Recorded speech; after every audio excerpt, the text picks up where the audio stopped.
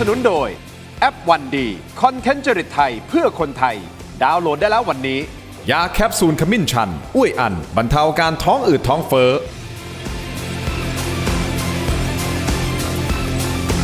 สวัสดีครับต้อนรับทุกท่านเข้าสู่รายการถกไม่เถียงนะครับคุณผู้ชมประเด็นที่ผมจะถกวันนี้อยากจะกระตุกใจของคนไทยสักหน่อยมาเทสระบบกันหน่อยนะฮะว่าคิดอย่างไรกับคำถามที่มีอาจารย์ท่านหนึ่งเขียนบน Facebook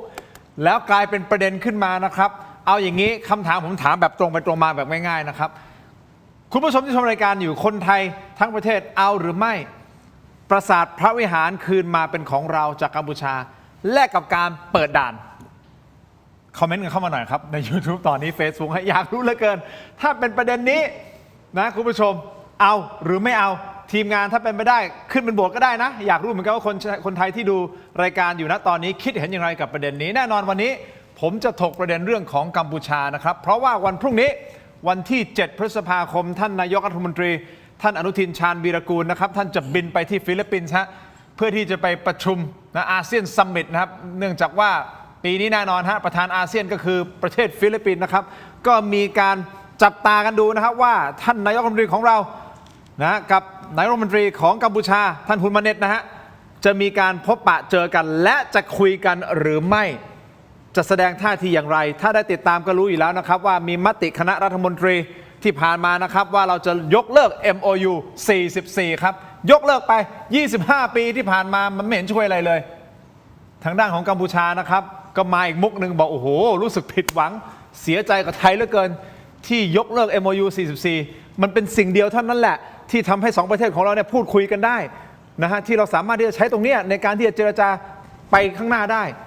แต่25 ปีมันไม่ไปไหนเลยนะครับคุณผู้ชมนี่ไม่ใช่แค่ MOU 44 นะเดี๋ยว MOU 43 เนี่ยนะครับอาจจะพิจารณาว่าจะยกเลิกหรือไม่ยกเลิกอย่างไรนะครับคุณผู้ชมครับตอนนี้เหมือนกับกัมพูชาพยายามที่จะหาช่องทางในการพูดคุยกับเราเหลือเกินโดยเฉพาะประเด็นเรื่องของการเปิดด่านคุณผู้ชมครับเอาแหละสื่อกัมพูชาก็ลงเลยนะฮะประเด็นนี้ครับว่าเรายกเลิก MOU 44 นะจะต้องจำใจจะต้องกลับไปใช้อังคลอสนะฮะเพื่อที่จะมาคุยกับประเทศไทยเอาแหละสื่อเขาจะเขียนยังไง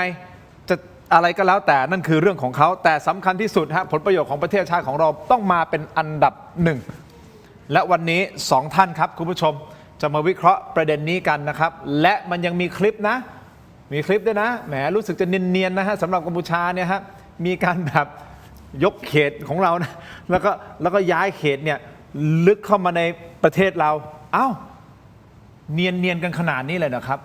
และยังมีหลักฐานนะฮะที่ตอนที่เราพาสื่อลงไปในพื้นที่นะครับตรงชายแดนเนี่ยเห็นเขาไปขุดดินบางอย่างนี่ขุดคูเลตอยู่หรือเปล่าเนี่ยฝั่งกัมพูชาเดี๋ยวมาไล่เรียงกันทีละประเด็นนะครับขอต้อนรับครับแขกรับเชิญท่านแรกครับอดีตปลัดกระทรวงกลาโหมนะครับท่านพลเอกนิพัฒน์ทองเล็กครับสวัสดีครับท่านครับสวัสดีครับทีมครับส่วนซ้ายมือของผมนะครับท่านมารายการเป็นครั้งแรกนะครับแต่ท่านเป็นคนจุดประเด็นนี้แหละครับว่าตกลงเนี่ยเราจะแลกไหมเขาพระวิหารกับการเปิดด่านนะครับท่านเป็นนักวิชาการอิสระด้านประวัติศาสตร์และนักเทววิทยานะครับอาจารย์เทพมนตรีลิมพยอมครับสวัสดีครับขอบคุณทั้ง2ท่านนะฮะที่ให้เกียรติรายการถกไม่เถียงนะครับผมขออนุญาตก่อนนะฮะอาจารย์เทพมนตรีนะครับประเด็นนี้พูดถึงออนไลน์เป็นอย่างมากเลยนะครับเอาโพสต์ของอาจารย์ขึ้นมาหน่อยได้ไหมครับคุณผู้ชมมาดูกันนะฮะเป็นการโพสต์ออกแบบคล้ายๆโยนหินถามทางหรือเปล่านะอาจารย์เทพมนตรีลิมปพยอมควรนำปราสาทเขาพระวิหารนะฮะแลกปราสาทพระวิหารคืนกับการเปิดด่านทำสิ่งที่ถูกต้องครับอันนี้อาจารย์ที่มาที่ไปไอเดียนี้เป็นยังไงอาจารย์ช่วยขยายความเพิ่มเติมแลกปราสาทพระวิหารคืนกับการเปิดด่านทำสิ่งที่ถูกต้องครับเดี๋ยวก่อนนะอาจารย์คือกำลังจะถามหรือว่ากำลังจะบอกว่าควรจะทำหรือยังไงอาจารย์แล้วควรจะทำควรทำครับมันเป็นบาดแผลที่อยู่ในใจของผู้คนมาตั้งแต่2505ว่าตัวปราสาทพระวิหารเนี่ยตั้งอยู่บนจังหวัดหน้าผาบนชั้นปันน้ำที่ขอบหน้าผาเนี่ยเราไม่ควรจะเสียให้กับกัมพูชาไปโดยสารโลกดังนั้นเนี่ยเมื่อผมเติบโตมาแล้วก็เรียนวิชาประวัติศาสตร์มาเนี่ยแล้วก็ได้คุกคีอยู่กับเอกสารก็ได้พบว่าเราเองเนี่ยไม่ได้พ่ายแพ้เกมการเมืองของศาลโลกหรอกแต่เราพ่ายแพ้เพราะว่าผู้พิพากษานั้นเนี่ยมีธงอยู่แล้ว ธงชัดเจนเลยว่าต้องให้อำนาจอธิปไตย อืม และเมื่ออำนาจอธิปไตยนั้นมันไม่ใช่หมายถึงเขตแดน หรือการไปปักบันเขตแดนในบริเวณนั้น เพราะว่าศาลนั้นไม่ได้มีอำนาจ หรือมีหน้าที่ที่จะไปปักบันเขตแดนมันเป็นสองประเทศ ทีนี้เวลาที่เราเสียปราสาทพระวิหารไปเมื่อ 2505 เนี่ยเราต้องถอนกำลังทหารยามรักษาการออกจากอาณาบริเวณรอบตัวปราสาท เพราะว่าเมื่อนั้นเนี่ยเดี๋ยวมันจะไปกระทบกระทั่งกัน เมื่อเป็นเช่นนั้นเนี่ยเราอนุญาตให้กัมพูชาเนี่ยขึ้นมาใช้อธิปไตยบนตัวปราสาท ครับ แต่ว่าพื้นที่โดยรอบเนี่ยยังเป็นของเราไปถึงหน้าผา ครับ เสด็จสมเด็จศรีหนุจึงขึ้นมาที่ตัวปราสาท แล้วก็มีภาพเป็นวิดีโอเป็นอะไรก็แล้วแต่เนี่ยนะครับผมเองก็มานั่งคิดว่าเอ๊ะถ้าอย่างนั้นเนี่ยเราลองไปดูคำพิพากษาจริงๆสิใช้เวลาในการศึกษาประมาณสัก 5-6 ปีนะครับแล้วก็เกิดความรู้สึกว่าเฮ้ยคดีเนี้ยเราควรที่จะใช้ข้อสงวนสิทธิ์ที่เราเนี่ยได้ไปเคยไปสงวนเอาไว้กับสหประชาชาติ บางคนเนี่ยไปเข้าใจผิดคิดว่าเราไปสงวนเอาไว้กับศาลโลกศาลโลกเนี่ยเขาก็จะมีธรรมนูญศาลโลก แต่สหประชาชาติเนี่ยในฐานะเราเป็นสมาชิกเนี่ยเราสามารถที่จะเรียกคืนตัวปราสาทได้ ถ้าวันหนึ่งเนี่ยเราเกิดความรู้สึกว่ากัมพูชาไม่ควรจะใช้อำนาจอธิปไตย เพราะว่าศาลไม่ได้ตัดสิน ครับ เขตแดน ครับ แล้วเมื่อไปดูเนี่ยมันก็มีขบวนการการท่องจำเกิดจากนักวิชาการไทย เกิดจากข้าราชการกระทรวงบางกระทรวงนะครับเพราะตอนนี้เราต้องใช้เขาเลยขี้เกียจเอ่ยชื่อมากนะและก็รวมทั้งฝั่งเขมรด้วยเนี่ยสามประสาทเนี่ยร่วมมือกันไปบอกว่าแผนที่มาตราส่วน1 ต่อ 200,000เนี่ยคือผลงานคณะกรรมการปักปันเขตแดนผมก็สงสัยว่าเอ๊ะใครเป็นคนตัดสินว่ามันเป็นผลงานกรรมการปักปันเขตแดนก็ไปดูคำพิพากษา 2505 ที่ตัดสินให้ปราสาทพระวิหารเนี่ยอยู่บนตัวแผนที่เพราะว่ามันมีขีดเล็กๆอยู่ตัวปราสาทเฮ้ยศาลก็ไม่ได้ตัดสินว่าเป็นผลงานกรรมการปักปันนะครับศาลไม่ได้ตัดสินแผนที่เลยเพราะว่ากัมพูชาร้องขอให้ศาลตัดสินแผนที่กับสถานะว่าแผนที่เนี้ยเป็นผลงานกรรมการปักปันศาลไม่ได้ตัดสินศาลตัดสินแค่อธิปไตยให้กัมพูชาเท่านั้นเองผมก็เลยงงๆว่าเอ๊ะแล้วเวลาที่เราไปทำ MOU 43 เนี่ยทำไมมันมีคำว่าแผนที่ที่เป็นผลงานกรรมการปักปันเขตแดนอันนี้แสดงว่าเข้าใจผิดนะฮะมันก็เลยจุดประกายว่าเอ๊ะถ้าอย่างนั้นเนี่ยเวลาที่เรามีข่าวว่าเราไปขึ้นทะเบียนปราสาทพระวิหารเราอยากจะขึ้นความจริงแล้วเราอยากจะขึ้นร่วมกันนะครับแต่ว่ากัมพูชาเนี่ยประสงค์จะขึ้นแต่ฝ่ายเดียวแล้วตอนนั้นเนี่ยเราก็มีปัญหาระหองระแหงกัน ในท้ายที่สุดกัมพูชาก็ไปขึ้นแต่ฝ่ายเดียวนะครับแล้วก็เชื้อเชิญให้เราเนี่ยเป็น1 ใน 7 ชาติสมาชิก ICC เปรี้ยวิเฮียนะครับเราก็ไปนะเมื่อไปแล้วเนี่ยปรากฏว่าเอ๊ะแล้วเขตแดนที่มันจะต้องเป็นไปตามลักษณะของมรดกโลกซึ่งมันจะต้องมี3 ส่วนมีตัวปราสาทมีพื้นที่บริหารจัดการเช่นกันชนเขตกันชนเขตบริหารจัดการเมื่อเป็นอย่างนั้นมันก็ต้องดินแดนล้ำดินแดนประเทศไทยซึ่งเราก็ประท้วงไปเยอะในช่วงนั้นนะครับบังเอิญผมไปเจอเอกสารนั้นหนึ่งบอกว่าเมื่อไปที่ปารีสกับท่านในผลก็ไป ผมติดสอยห้อยตามท่านไปด้วยไหมท่านนิพัฒน์ติดสอยห้อยตามไปเจอเอกสารนั้นหนึ่งเป็นกฤษฎีกาของสมเด็จศรีหนุที่ประกาศเขตอนุรักษ์ปราสาทพระวิหารในปี 51แล้วเราก็ประท้วงบอกว่าไอ้เส้นเขตที่ประกาศเนี่ยมันลุกล้ำพื้นที่ 4.6 ตารางกิโลเมตรและเขาก็อ้างว่าเป็นเพราะว่าเราเนี่ยไปยอมรับแผนที่1 ต่อ 200,000ตรงนั้นแล้วก็เดี๋ยวเวลาปักปันเขตแดนเนี่ยเดี๋ยวก็ต้องเป็นไปตามแผนที่1 ต่อ 200,000อันนี้ฝ่ายกัมพูชาอ้างอีกเขาเป็นคนพูดเราประท้วงกัมพูชาก็ไม่ถอยออกไปไม่ทำอะไรออกไปในท้ายที่สุดมันก็เลยเกิดเรื่องปี 56ศาลก็เลยมากำหนดอาณาบริเวณโดยรอบอีกนั่นแหละไม่ได้กำหนดเขตแดนนะคือให้ถอยทหารออกไปเถอะเดี๋ยวมันจะลบกันอีกมันจะไม่มีที่สิ้นสุดครับเพราะฉะนั้นผมก็เลยมานั่งนึกปัญหาของปราสาทพระวิหารเนี่ยมันเป็นปัญหาที่คาใจเรามันแก้ไม่ได้หรอกจนกว่ากัมพูชาจะคืนเรา เพราะถ้ากัมพูชาไม่คืนเราเนี่ยมันจะเวลาเราไปจัดการเรื่องเขตแดนทางบกเนี่ยเราจะต้องเว้นปราสาทพระวิหารเอาไว้ ซึ่งความจริงแล้วมันเว้นไม่ได้ไง มัน ใช่ ต้อง ไหมมันต้อง มันต้อง มันสันปันน้ำมันอยู่ที่ขอบหน้าผาบริเวณนั้น โอเค มันก็ต้องคืนตัวปราสาทถามว่าณวันนั้นถ้า JBC ไปทำเนี่ย อ่า กัมพูชาจะคืนไหมอะ อืม กัมพูชาก็ไม่คืน อืม จังหวะของเราพอดีว่ามันมีการรบกัน ปิดด่าน ครั้งที่สองปิดด่านเนี่ยผมก็เลยมานั่งมองว่าเอ๊ะถ้างั้นเราเคลียร์ไปเลยไหมเพราะว่าปราสาทคณาปราสาท โอเค ตาเมือนทมปราสาทอะไรก็แล้วแต่ทาควงตะควายเนี่ยมันก็อยู่บนสันปันน้ำ อ๋อ แล้วเราควรจะใช้เส้นที่ขอบหน้าผา อ่า เพราะว่า อ่า เวลาที่เราไปสู้คดี อ๋อครับ ที่ปราสาทพระวิหาร2505เนี่ยนักวิชาการสมัยนั้นกรมแผนที่ทหารกรมสนธิสัญญาและกฎหมายกระทรวงต่างประเทศ ต่าง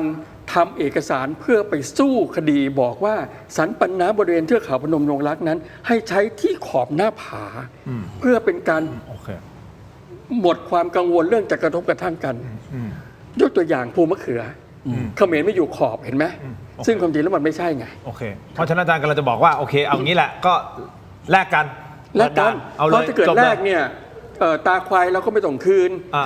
ตาเหมือนทมก็ไม่ต้องคืน เพราะมันเป็นไปตาม โอเค การปักปันเขตแดนเนี่ย งั้นเดี๋ยวคงได้พูดคุยเพิ่มเติมกับอาจารย์นะฮะแต่ท่านนิพัฒน์ไอเดียแบบนี้ท่านคิดว่าคือหลายคนก็บอกว่ากัมพูชาก็คงไม่แลกไม่ยอมคืนหรอกเพราะมันเป็นความภาคภูมิใจของเขา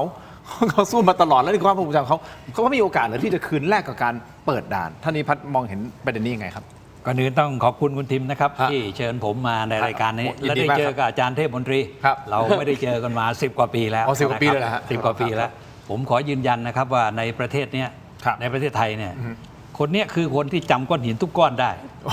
นะครับที่เขตแดนไทยกัมพูชา ครับ นะครับแกจำหลักกิโลเมตรได้หมดนะครับ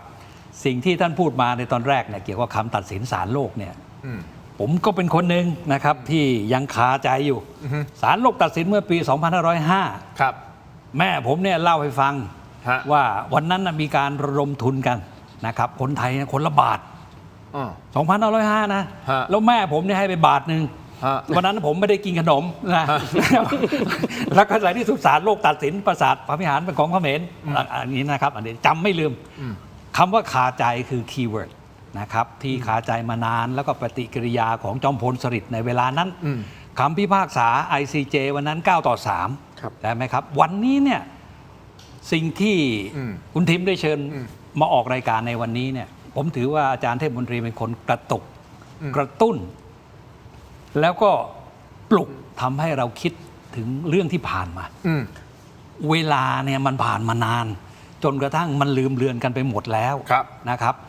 ไอ้ผู้พิพากษาผมเชื่อว่าตายหมดแล้วนะครับไอ้9-3นะตายหมดแล้วแต่อาจารย์เทพมนตรียังอยู่ ครับเรายังอยู่กันนะ เรายังอยู่ เรายังอยู่ เรายัง เรา อ ยัง ยู่ อยู่ เพราะฉะนั้นตรงนี้เนี่ยถ้าอะไรที่มันมีช่องทางกฎหมาย ครับ นะครับ วันนี้ทำนะครับ ผมขอปลุกนะครับ แล้วก็เห็นด้วยที่อาจารย์ได้ปลุกเรื่องนี้ขึ้นมา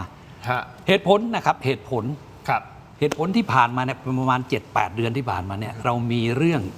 ถึงขนาดที่เรียกว่ายิงกัน ถูกครับ นะครับที่ชายแดน แล้วกองทัพก็ทำหน้าที่ได้อย่างยอดเยี่ยม 11 พื้นที่เอาคืนมาได้หมดนะครับแล้ววันนี้เนี่ยไปเปิดคลิปดูทหารก็ยังทำถนนหนทางนะครับ ปรับปรุงเส้นทาง ผมใช้คำว่าการจัดระเบียบชายแดน ครับ วันนี้เนี่ย border management เป็นหนึ่งวิชานะครับ ที่เราไม่ค่อยได้ยินกัน ผมดีใจที่กองทัพกำลังทำงานตรงนี้อยู่ เพราะฉะนั้นตีเหล็กกำลังร้อนๆ ถ้าเรื่องนี้ถ้ามีช่องทางทางกฎหมายนะครับ ที่จะทำอะไรได้วันนี้เนี่ยทำนะครับ ผมเชียร์ให้ทำ แต่อันนี้ไม่ใช่ที่อาจารย์ โพสต์นี่ไม่ใช่ช่องทางทางกฎหมายนะ คือแลกกันดื้อๆเลยนะบอกเอาเขาพระวิหารกลับมาแลกกับเปิดด่านเอาไหมคุณเซนคุณอยากเปิดด่านบ้างนี่เปิดด่านเลย แต่เขาพระวิหารคืนมา อาจารย์ แบบเนี้ย ขยายความนิดนึงสิว่าเมื่อกี้เดี๋ยวก่อนนะ นิดเดียวอย่าเพิ่งเบื่อนะ อ่า คำพิพากษาเนี่ย ครับ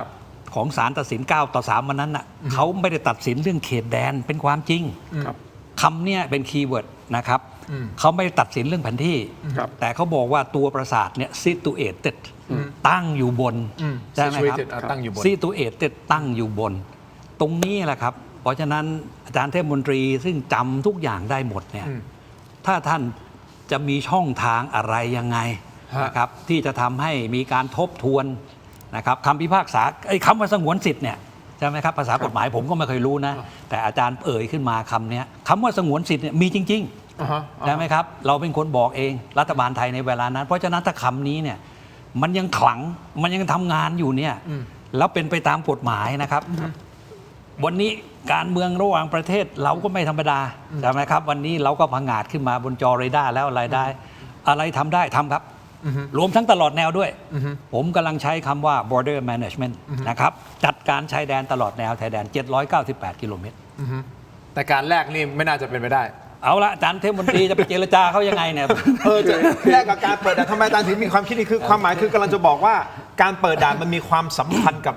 ตระกูลฮุน ใช่ครับ กับประเทศกัมพูชา ใช่ครับ มากถึงขนาดว่าเขาอาจจะมีโอกาสในการพิจารณาเลยแหละฮะว่าไอ้ความภาคภูมิใจของเขาชาตินิยมของเขาจะยอมแลกเหรอฮะอาจารย์คิดว่ามันเป็นไปได้หรือว่าอาจารย์แค่แบบว่าจุดที่เป็นประกาย ผมก็มี ขึ้น สเต็ปของผมว่าผมก็คงจะต้องทำหนังสือถึงท่านนายก เพราะเราเป็นประชาชนเราไม่ได้เป็นรัฐบาล ครับ การที่จะไปทวงปราสาทพระวิหารคืน หรือไปแลกคืนเนี่ยมันก็ต้องผ่านกระบวนการของฝ่ายบริหารครับท่านนายกก็จะต้องไปทำหนังสือถึงเลขาธิการสหประชาชาติคนปัจจุบัน บอกว่าไทยนั้นจะขอใช้ข้อสงวนสิทธิ์ที่เราได้ลงนามมาไว้แล้วเมื่อ 50 กว่าปีที่แล้ว เพราะฉะนั้นเราขอยุติการอนุญาตให้กัมพูชามาใช้อธิปไตยบนตัวปราสาท เพราะศาลโลกในเวลานั้นตัดสินผิด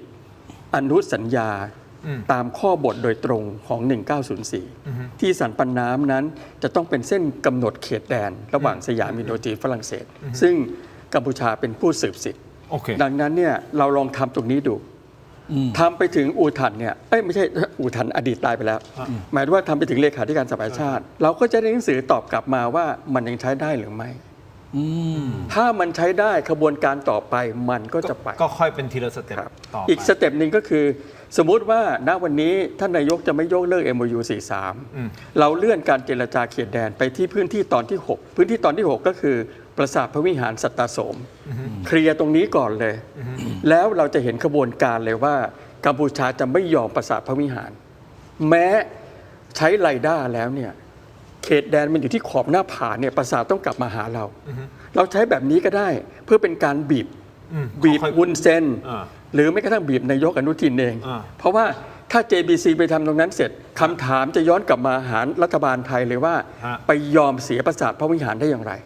ทั้งที่มันควรจะอยู่ในเขตแดนของเรา ใช่เพราะมันต้องเป็นอย่างนั้นอยู่แล้วตามไรด้าที่อยากจะไปทำกันนักกันหนาใน JBC โอเค อย่างนี้ยคุณผู้ชมครับทีมงานของผมครับก็ไปดูความเห็นต่างๆ บนโลกออนไลน์นะฮะเกี่ยวกับประเด็นนี้เลยนะครับ มุมหนึ่งคนไทยส่วนหนึ่งมองว่าหากกัมพูชายอมแลกเราก็พร้อมที่จะเปิดด่านนะมุมหนึ่งคิดอย่างนี้เลยนะเอ้าถ้ายอมแลกก็เปิดด่านเลยเพื่อแลกกับปราสาทเขาพระวิหารคืนมา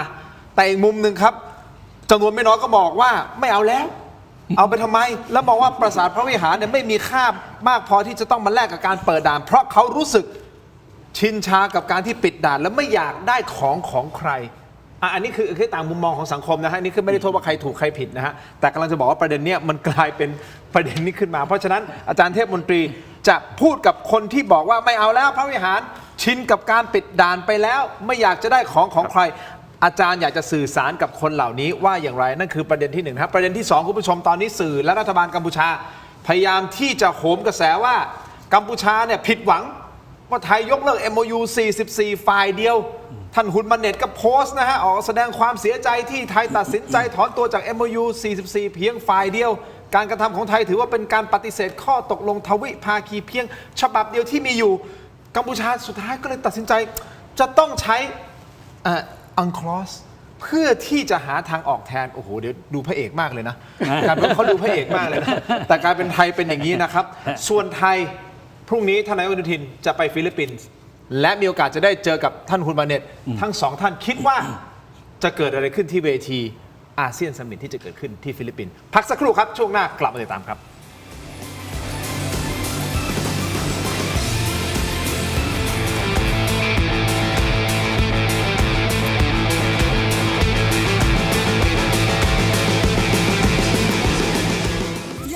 แหนมเนืองไม่ต้องไปถึงถิ่น Thailand โพสต์มาร์ทพร้อมเสิร์ฟแหนมเนืองตัวท็อป2แบรนด์ดังการันตียอดขายส่งตรงถึงบ้านคุณแดงแหนมเนืองจากจังหวัดหนองคาย และวีทีแหนมเนืองจากจังหวัดอุดรธานีคัดสรรสินค้าตัวท็อปพร้อมเสิร์ฟความอร่อยสดใหม่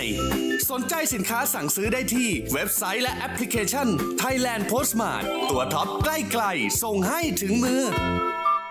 แชมป์เซียนขจัดคราบ ประสิทธิภาพพลังแชมป์ผ้าขาวสะอาด รีดง่าย ไร้กลิ่นอับ กลิ่นหอม ถนอมใยผ้า ไม่เปลืองแรงขยี้เริ่มต้นที่ 10 บาท หาซื้อได้ที่ CJ มอทุกสาขา ส่งตรงจากสวนเพชรบุรีถึงบ้านคุณ กับกล้วยหอมทองเกรดพรีเมียมระดับส่งออกมาตรฐาน GI ผลใหญ่เปลือกบาง กลิ่นหอมเป็นเอกลักษณ์สนใจสินค้าสั่งซื้อได้ที่เว็บไซต์และแอปพลิเคชัน Thailand Postmart ตัวท็อปใกล้ๆส่งให้ถึงมือ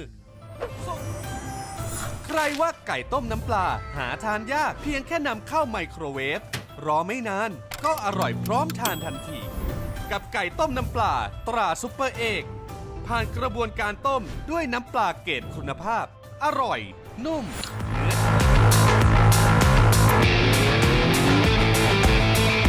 กลับกันต่อนะครับคุณผู้ชมครับยังอยู่2ท่านนะครับอาจารย์เทพมนตรีแล้วก็ท่านพลเอกนิพัฒน์ทองเล็กนะฮะคุณผู้ชมครับเอาละก่อนที่จะไปฟังนะฮะว่าอาจารย์เทพมนตรีจะตอบกับกลุ่มคนที่บอกว่าไม่เอาแล้วปราสาทพระวิหารชินกับการปิดด่านไปแล้วนะครับเพราะว่าอาจารย์เป็นคนจุดประเด็นขึ้นมานะเอาตรงๆเลยบอกว่าเอาปราสาทพระวิหารเนี่ยแลกกับการเปิดด่านให้กับกัมพูชาไปเลยทำสิ่งที่ถูกต้องนะครับก่อนที่อาจารย์จะมาตอบคนที่บอกว่าไม่เอาละปิดไปเลยไม่เอาละด่านเราปิดด่านไปเลยไม่เอาพระวิหารนะครับอย่างนี้คุณผู้ชมมันมีรายงานนะฮะรายงานบอกว่ายุทธศาสตร์ต่อไปของฝ่ายเราฝ่ายไทยก็คือว่าทางกองทัพไทยเนี่ย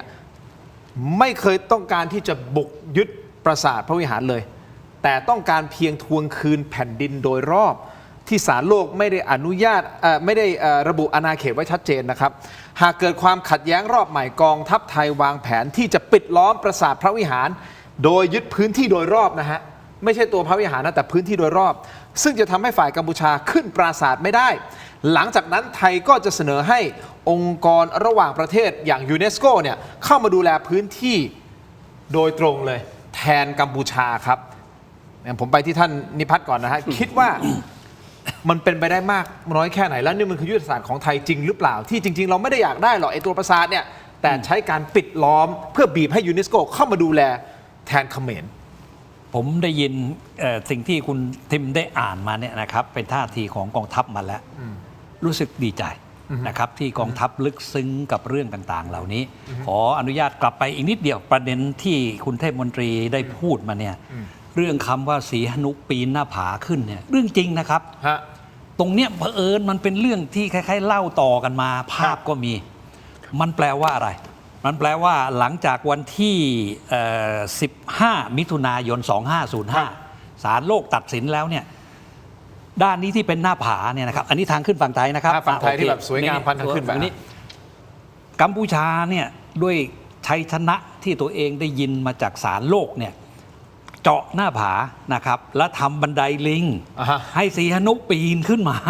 บนเขาพระวิหารตรงนี้ปีนอย่างนี้เลยนะปีนจากหน้าผาขึ้นมาไม่ใช่แบบว่าเดินสะดวกงี้นะไม่ใช่เพราะนี่อยู่ฝั่งไทยใช่เพราะฉะนั้นไอ้ตรงนี้นะครับสิ่งที่คนไทยที่เจาะประเด็นและจับประเด็นนี้แน่นมาเนี่ยจะเข้าใจลึกซึ้งเลยว่าเฮ้ยมันไปยังไงมายังไงนี่ผมถอยกลับไปนิดหนึ่งเพื่อให้เห็นตรงนี้นะครับว่ามันเป็นของเราจริงๆเพราะฉะนั้นเนี่ยอีกนิดเดียว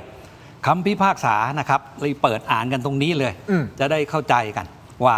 คำตัดสินข้อหนึ่งที่บอกว่าปราสาทพระวิหารตั้งอยู่ในเขตแดนภายใต้อธิปไตยของกัมพูชาและไทยมีพันธกรณีต้องถอนทหารหรือผู้ปฏิบัติหน้าที่ออกจากตัวปราสาทหรือบริเวณใกล้เคียงมันก็มีคำที่เป็นตัวอันโนนอยู่นะครับคำว่าถอนทหารอันนี้เข้าใจได้บริเวณใกล้เคียงมันก็เลยเป็นภาษาอังกฤษมาคำว่า vicinity vicinity ใช่ไหมครับมันคือแค่ไหนอย่างไรเพราะฉะนั้นตรงนี้กลับมานะครับในเรื่องของตัวตัดสินคำตัดสินตรงนี้ที่เราอาจจะมองข้ามไปแต่อาจารย์เทพมนตรีกำลังจะบอกว่ามันมีช่องถูกไหมครับไอ้คำว่าสงวนสิทธิ์อะไรตรงนี้อยู่ส่วนที่ประเด็นที่ถามผมเมื่อสักครู่นี้ที่ว่าทหารบอกว่าไม่มีความตั้งใจจะปิดล้อมไปยึดเอาคืนไม่ได้จะเอาปราสาทคืนแต่ว่าจะปิดล้อมพื้นที่โดยรอบเพื่อที่จะบีบ บีบให้สุดท้ายเนี่ย ครับ ยูเนสโกต้องเข้ามาดูแลแทนกัมพูชา คำตอบคือถ้าทำอยู่ในอาณาเขตอธิปไตยของเราทำเลยครับ ต้องทำแล้ววันนี้ตลอดแนวชายแดนนะครับ ฝากไปถึงน้องๆทหารที่กำลังดู หรือกำลังทำงานอยู่ด้วย คนไทยชื่นชม มันอาจจะเรื่องนี้มันอาจจะโอเคแผ่วลงไปบ้างแล้ว ฮะ แต่วันนี้เนี่ยทหารช่างกำลังเกรดนะครับทำถนนขนานกับเส้นเขตแดนอยู่ เก็บกู้ทุนระเบิด พบทุนระเบิดกำลังทำอยู่ ฮะ นี่คือสิ่งที่ถูกต้องครับ และมันจะรวมไปถึงสิ่งที่ไอ้บนเขาปราสาทนี้ด้วย ถ้าทำได้นะครับ แล้วก็ทำอย่างที่กองทัพแถลงท่าทีตรงนี้มา เขามีรายงานข่าวมีรายงาน เป็นรายงานข่าว นะครับ รายงานข่าว ว่า ว่า ไม่ได้ อาจจะ จะ เป็น ขึ้นไปยึดนะครับ อ่า ตรงนี้แต่จะปิดล้อมตรงนี้ เพื่อที่จะค่อย เพื่อ ๆบีบ ให้ยูเนสโกมาพัฒนาเขมรไปเอาตัวเนี้ยขึ้นมรดกโลกใช่ไหมครับ เมื่อปี 56 ถ้าจำไม่ผิดใช่ไหมครับ อันหนึ่ง 51 ใช่ไหมครับ แล้วก็ไม่ได้พัฒนาอะไรเลย ปล่อยทิ้งนะครับขณะนี้เป็นซากอยู่ น่าเสียดายจะตายไป ตรงนี้เอาละก็เป็นเหตุผล โอเค นะครับ ที่อาจารย์เทพมนตรีอาจจะเป็นกระตุกเราขึ้นมาตรงนี้ แล้วอาจารย์ท่านเป็นไม่ได้ไหมฮะยุทธศาสตร์ของที่เขามีรายงานข่าวว่ากองทัพไทยอาจจะใช้ยุทธศาสตร์นี้แทนก็คือปิดล้อม แล้วก็ค่อยๆบีบกัมพูชาสุดท้ายยูเนสโกต้องเข้ามาดูแลแทนกัมพูชา ก็เห็นด้วย มันมีความเป็นไปได้ make sense ไหมฮะใน make sense เห็นด้วยครับ เพราะว่าตรงมันก็จะเข้ากับคำพิพากษา อ่าฮะ นี่ย้อนมาถึงคำพูดท่านนายพลนิดหนึ่งว่า ตัวคำพิพากษาเนี่ยเมื่อเรากลับมาจากศาลโลกในเวลานั้นเนี่ยกระทรวงการต่างประเทศกับท่านนายกจอมพลสฤษดิ์เนี่ยรู้สึกแบบเสียใจมากกับเรื่องแบบนี้ เฟลมาก ถึงกับคณะตั้งกรรมการขึ้นมาชุดหนึ่ง ซึ่งเอกสารเนี่ยปัจจุบันยังปิดลับอยู่นะ รับโคตรลับเนี่ยแต่ผมมี คือมัน ลับมากแต่ว่าอาจารย์มี วิพากษ์วิจารณ์จากหม่อมเจ้าวงศ์มหิตชยางกูล ครับ ซึ่งตอนนั้นท่านก็เป็นเอเจนต์เหมือนกับท่านทูตวีรชัยนะครับ คือท่านอยู่ที่เฮกนะครับ หม่อมเจ้าวงศ์มหิตชยางกูลเนี่ยตั้งกรรมการโดยที่กระทรวงการต่างประเทศเนี่ยเป็นผู้ริเริ่ม แล้วก็บอกว่าดูซิคำพิพากษาของศาลโลกเนี่ยทำไมมันถึงออกมาเป็นแบบนี้ ครับ เราวิพากษ์วิจารณ์ศาสตร์เสียเทเสียสารโลก 13 ข้อ แล้วเราก็มาคุยกันอยู่ในคณะรัฐมนตรีของจอมพลสฤษดิ์โดยที่ทนายความที่เราไปว่าจ้างชาวต่างประเทศนะครับเขาก็บอกว่าถ้าอย่างนั้นเนี่ยจะดำเนินคดีต่อไหมคือจะไม่เห็นด้วย ครับไม่เห็ กับ นด้วย สิ่ง คำ ที่ ตัดสิน ศาลไหม เพราะมันยังอยู่ภายในเงื่อนไข ครับ แต่ตอนนั้นจอมพลสฤษดิ์ก็คงบอกว่า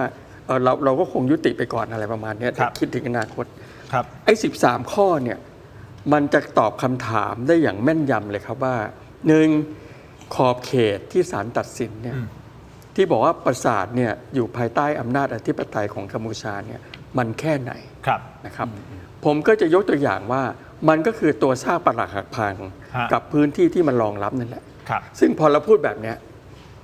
ก็จะมีนักวิชาการอีกฝ่ายหนึ่งบอกว่าอ้าวแล้วกัมพูชาขึ้นแบบไหน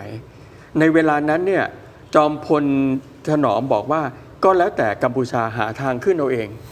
เราก็เลยไปล้อมรั้วรวดหนามให้ 150 ไร่ แล้วก็ไปครอบคลุมพื้นที่บันไดหักที่ท่านนายพลบอกว่าว่าศรีหนุนั้นท่านเสด็จขึ้นมาบนนั้น เพราะฉะนั้น 150 ไร่เนี่ยมันยังคงอยู่ถึงปี 46 แต่ 46 เนี่ยมันอุบิเหตุมันมีเรื่องของความสนับสนุนที่เราอยากจะไปผูกมิตรกับกัมพูชา เราก็เลยไม่คิดเล็กคิดน้อย เราก็เลยไปรื้อป้อมกับไปรื้อรั้วลวดหนามออก ครับ มันก็เลยกลายเป็นมันไม่มีขอบเขต มันไม่มีขอบเขตปุ๊บกัมพูชาก็ขึ้นมาอยู่อาศัย ทหารก็แปลงมาเป็นชาวบ้านมาขายของมาอะไรที่ระลึกนักท่องเที่ยว ในท้ายที่สุดมันก็เลยกลายเป็นปัญหามาถึงทุกวันนี้รวมทั้งสร้างวัดแก้วด้วย โอเค เพราะฉะนั้นการที่ทหารบอกว่าถ้าบีบอย่างนี้ก็เห็นด้วยกับการที่ แน่นอน ปิดล้มไป เพราะว่าอุทยานแห่งชาติเขาพระวิหารนะครับ ครับ มันก็คือส่วนหนึ่งที่ถูกกัมพูชาทำลายเพื่อสร้างเป็นถนนหัวหน้าอุทยานแห่งชาติเขาพระวิหารเนี่ยประท้วงผ่านมายังกระทรวงการต่างประเทศเนี่ยหลายสิบครั้งในเรื่องของการสร้างถนนลุกล้ำอุทยานแปลกไหม เราก็สามารถที่จะเข้าไปดำเนินการปิด ได้ครับ ล้อมได้ ก็คือเรา โอเค เราทำได้อยู่แล้ว เพียงแค่ว่าถ้าเป็นเช่นนั้นเนี่ยมันก็เหมือนกับกัมพูชาก็ถูกให้อดตายอยู่บนนั้น อ่า ครับ ซึ่งน่าจะเป็นยุทธศาสตร์ที่ดี น่าจะเป็นยุทธศาสตร์ที่ดีกลยุทธ์ที่ดี ครับ ถามเสริมอาจารย์นิดนึ ครั ง บ ตอนนั้นเป็นพื้นที่ สงวนด้วยใช่ไหมครับ ใช่ครับใช่ครับ พื้นที่เป็นอุทยาน เป็น ใช่ไหม อุทยานครับครับ อ่า เราประกาศเมื่อปี 34 โดยรัฐบาลคุณชวนหลีกภัยพอ 43 ปุ๊บ อ่าฮะ คุณชวนหลีกภัยกลับมาเป็นรัฐบาลครั้งที่ 2 ก็เลยไปทำ MOU 43 แต่เมื่อไปทำ MOU 43 ลืมนึกไปว่าเรามีอุทยานแห่งชาติเขาพระวิหาร จึงไปกำหนดให้ใช้แผนที่ 1 ต่อ 2 แสนไงฮะระวังดงรัก ซึ่งมันกินพื้นที่ 4.6 ตารางกิโลเมตร ลืมซับซ้อนกันครับเดี๋ยวผมจะตอบคำถามตรงนั้นนะครับ ได้ครับ งั้นอาจารย์นิดเดียวสั้นๆครับ ได้ครับ สำหรับคนที่บอกไม่เอาแล้วพระวิหารก็คือ ปิดด่านยาว ไม่เอาพระวิหารไม่ต้องมาแลกกับการเปิดด่าน อาจารย์จะสั้นๆฮะจะตอบ สั้นๆครับ จะบอกคน การที่ผมอยากจะให้ปราสาทพระวิหารคืนกลับมาเพื่อแลกกับการเปิดด่านนั้นเนี่ยเป็นเพราะว่าผมห่วงปราสาทหลังอื่น ตาเมือนโทม โอเค เราจะยอมเสียไหม อ่าฮะ ตาควายเราจะยอมเสียไหมคณาเราจะยอมเสียไหมถ้าเราไม่ยอมเสียเราต้องเอาปราสาทพระวิหารมาเป็นหลักประกัน เพราะปราสาทพระวิหารคือตัวอย่างที่ดีเลยว่ามันตั้งอยู่บนสันปันน้ำที่ข โอ อบ เค หน้าผา นั่นคือเหตุผลว่าทำไมเราจะต้อง แล้วทุกปราสาทที่ผมกล่าวมานั้นก็ต้องใช้สันปันน้ำที่ขอบหน้าผา มันจะเป็นมาตรฐานสำหรับที่ ถูกต้อง พื้นที่อื่นเอางี้ ถูกต้อง แต่ผมอธิบายแบบง่ายๆเลย ใช่ครับ คือ ถ้าเราได้ตรงนี้คือมาแล้วบนพื้นฐานความถูกต้องที่อื่นมันก็จะล้อตาม คำว่าเขมรต่ำและเขมรสูงเนี่ยมันชัดเจนเรื่องเขตแดน โอเค เขมรสูงคือที่ราบสูงโคราช ฮะ ไปที่ชังว่านหน้าผาทั้งหมด ฮะ ตรงเขตแดนไทยกัมพูชา ฮะ เขมรต่ำคือเขมรต่ำไปถึงทะเลสาบ โอเค ถ้าเกิดคุณคิดแบบนี้ได้ คุณจะเห็นเลยว่าหน้าผานั่นคือเขตแดน นั่นชัดเจนนะฮะคุณผู้ชมครับ ขออนุญาตไปต่อกันนะฮะ ตอนนี้สื่อและรัฐบาลกัมพูชาพยายามที่จะโหมกระแสว่ากัมพูชาผิดหวังว่าไทยยกเลิก MOU 44 ฝ่ายเดียวนะครับคุณผู้ชมครับ คือผมก็อธิบายไปแล้วนะฮะ แม้แต่ท่านฮุนมาเนตนะก็คือท่านนายกรัฐมนตรีของกัมพูชาก็มีการโพสต์แสดงความเสียใจต่อการตัดสินใจเนี่ยฮะ การถอนตัวจาก MOU 44 เพียงฝ่ายเดียวของไทย การกระทำของไทยถือเป็นการปฏิเสธข้อตกลงทวิภาคีเพียงฉบับเดียวที่มีอยู่ กัมพูชาจึงตัดสินใจใช้อนุสัญญาสหประชาชาติว่าด้วยกฎหมายทางทะเลหรืออังคลอสเพื่อหาทางออกแทน ขณะที่รองนายกรัฐมนตรีและรัฐมนตรีว่าการกระทรวงการต่างประเทศของกัมพูชานะครับคุณปรักษ์สุคน ท่านก็ออกมาแสดงความรู้สึกเสียใจเช่นเดียวกันโดยมองว่าไทยละทิ้งจิตวิญญาณแห่งความร่วมมือทำให้กัมพูชาไม่มีทางเลือกอื่น นอกจากต้องใช้กระบวนการไกลเกลี่ยภาคบังคับตอบโต้อันคลอสสื่อกัมพูชาพาดหัวข่าวแบบดุเดือดเลยฮะเขียนคำว่าแล้วพบกันในศาลนี่ผมแปลเป็นภาษาไทยนะฮะแล้วพบกันในศาลนะฮะแต่มีการเล่นคำภาษาอังกฤษก็คือเนี่ยฮะ see you in court see you in court เนี่ยฮะ C จริงๆ C นี่คือ C ทะเลนะเขาเล่นคำนะ จริงๆ มันคือ SEE นะคือ See you in court คือเจอกันในศาลแต่เขาใช้คำ C ที่เป็นทะเลแทน ผมเข้าใจว่าเขาน่าจะเป็นการเล่มคำมากกว่านะ เพื่อที่จะล้อกับใช่ไหมฮะ MOU 44มันคือทะเลไงก็ล้อคำนี้นะฮะคุณผู้ชมครับ คราวนี้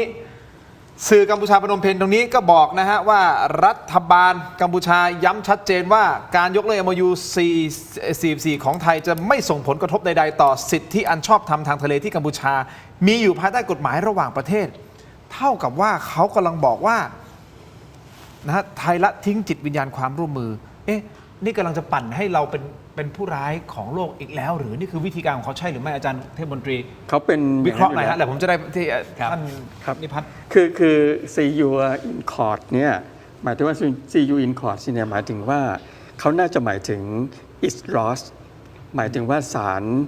ยุติธรรมทางทะเลอะศาลระหว่างทะเลไอ้ศาลระหว่างประเทศทางทะเลนะครับ ซึ่งมันก็อยู่ภายใต้คล้ายๆใกล้ๆกับ ICJ คือมันจะต้องมี4ศาลที่เราจะต้องไปในทะเลนะครับ ก็คือ ICJ แน่ก็คือเรารู้จักอยู่แล้ว International แล้วก็ Court of Justice อ่าฮะ East Cross ก็ซึ่งเกี่ยวกับเรื่องทะเลโดยตรง แล้วก็จะมาเป็นอนุญาโตตุลาการ แล้วก็อนุญาโตตุลาการพิเศษ อันนี้แสดงว่าพนมเปญโพสต์เนี่ยเลือกให้เราละ เลือกแล้วฮะ East Cross อ่าฮะ เพราะมันบอกว่า มันใช้คำนี้ See you in court ครับ uncross โอเค ก็คือมันก็คงใช้อันนี้ แต่นี้ตัวuncross เนี่ยเราเป็นภาคีพูดง่ายๆคือเราก็ไปรับอันนี้ขึ้นมานะครับ ครับ ทีนี้เราไปรับเนี่ยหลังจากที่กฎหมายทางทะเลเนี่ยมันมีผลบังคับใช้ในปี 37 ครับ 2537 มันมีตัว uncross นี้ขึ้น ครับ มา ครับ แต่ว่าเราเนี่ยเราได้ประกาศไหลทวีปเนี่ยตั้งแต่ปี 2516 กัมพูชาประกาศหลายทวีป2515เราประท้วงกัมพูชานะครับตอนนั้นรัฐบาลท่านจอมพลถนอมก็ประท้วง ครับ แล้วก็กัมพูชาก็บอกว่าโอ้ยอันนี้มันก็แบบเหมือนกับทำไปอย่างนั้นแหละอะไรประมาณนี้นะครับ แต่ว่าพอถึงเวลาเนี่ยกัมพูชามาเน้นตรงนี้ครับว่าไอ้ปี 2515 ที่เขาประกาศในรัฐบาลลอนดอนเนี่ยก็คือมีประธานาธิบดีนะสมเด็จศรีหนุไม่อยู่แล้วตอนนั้นนะครับเขาบอกว่ามันจะเปลี่ยนแปลงเส้นเขตแดนนั้นไม่ได้นะครับทีนี้ผมก็เลยงงๆนะฮะว่าพอฮุนมาเนสกับปักสุคนเขามาพูดว่าเขาจะใช้อันครอสเนี่ยแสดงว่าเขาจะละทิ้งเส้นเขตแดนอันเดิมใช่ไหมเส้นไหลทวีปอันเดิมใช่ไหม อันนี้ใช่ไหมฮะที่อันเดิมที่มันผ่านเกาะกูดอะไร ใช่ใช่ใช่ นั่นหมายความว่าเขายินดีที่จะคืนให้ เขาจะทิ้งหรือเปล่าอันนี้เราต้องถามกลับไปเขาจะทิ้งไหม โอเค อันนี้เป็นคำถามที่ดีคุณผู้ชมอาจารย์ฮะท่านพลเอกภาพผมขออนุญาตนิดเดียวผมต้องพักสักครู่สั้นๆนิดเดียวนะฮะเดี๋ยวช่วงหน้าเรากลับมาคุยกันต่อนะครับในประเด็นนี้เดี๋ยวคุยกันต่อ และยังมีนะครับเขาบอกอีก75 ปีคุณผู้ชมครับเศรษฐกิจ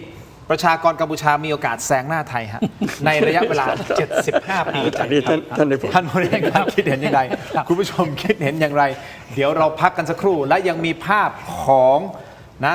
ฝั่งของกัมพูชานะฮะไปขุดอะไรก็ไม่รู้นะตรงชายแดนเนี่ยเตรียมทำอะไรก็ไม่รู้ครับคุณผู้ชมครับเดี๋ยวเราจะมีภาพเปิดนะฮะคล้ายๆคูเลตหรือเปล่ายังไม่หยุดนะฮะปากบอกจะเจรจาแต่สุดท้ายก็ยังทำอะไรรับหลังเราพักสักครู่ช่วงหน้ากลับมาติดตามครับ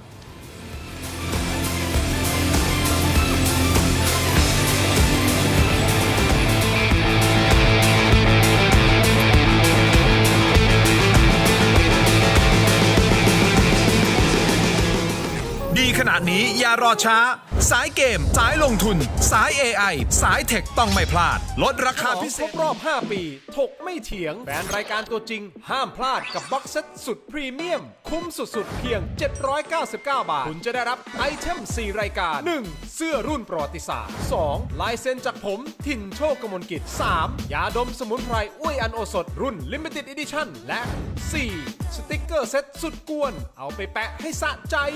สั่งซื้อด่วนวันนี้ส่งฟรีได้ร่วมทำบุญกับมูลนิธิบ้านพระพรรีบหยิบมือถือขึ้นมาสแกน QR Code บนหน้าจอตอนนี้ได้เลยช้าหมดอดแน่นอน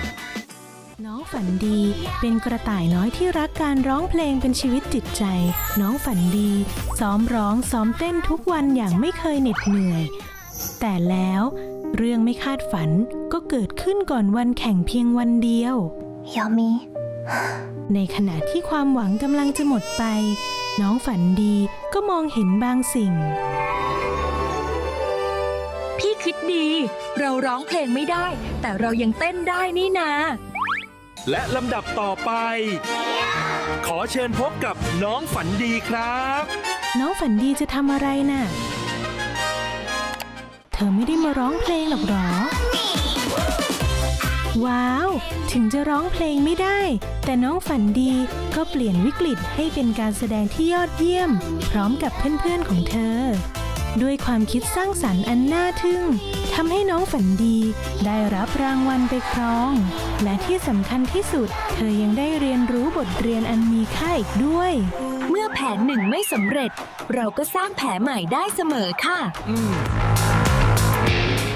สนับสนุนโดย ยาท่าน้ำขาวหารคู่ 49 บาท ฝาสีฟ้า มีตัวยาฟีนิลซาลิซิเลต เครื่องปรับอากาศ Star Air ร้อนแค่ไหนก็เอาอยู่ กลับมากันต่อนะครับถกไม่เถียงในช่วงนี้ครับยังอยู่กับท่านพลเอกนิพัฒน์นะฮะแล้วก็อาจารย์เทพมนตรีนะครับมาพูดถึงประเด็นเรื่องของอังคลอสนะฮะที่ทางด้านของกัมพูชาก็บอกว่าเสียใจเหลือเกินที่ไทยเนี่ยไปยกเลิก MOU 44 ฝ่ายเดียวนะครับสุดท้ายเขาไม่มีทางแล้วก็จะต้องไปใช้อังคลอสแต่อาจารย์เทพมนตรีกำลังจะบอกว่าผมสรุปง่ายๆนะคือถ้าใช้อังคลอสเมื่อไหร่ปุ๊บเนี่ยเท่ากับว่าไอ้พื้นที่ที่เขาเคลมมาก่อนหน้านี้ที่มันกินเข้ามาในดินแดนของเราเนี่ยใช่ไหมฮะถึงเกาะกูดแล้วก็มีแผนที่ใช่ไหมเอามานะเคลมตรงนี้เท่ากับว่าเขาก็ต้องสละความเป็นไปได้ก่อนที่ผมจะไปที่พลเอกนิพัฒน์เนี่ยฮะคุณผู้ชมไอ้สีแดงๆเนี่ยกัมพูชาบอกว่าเนี่ยนี่คือเส้นของเรา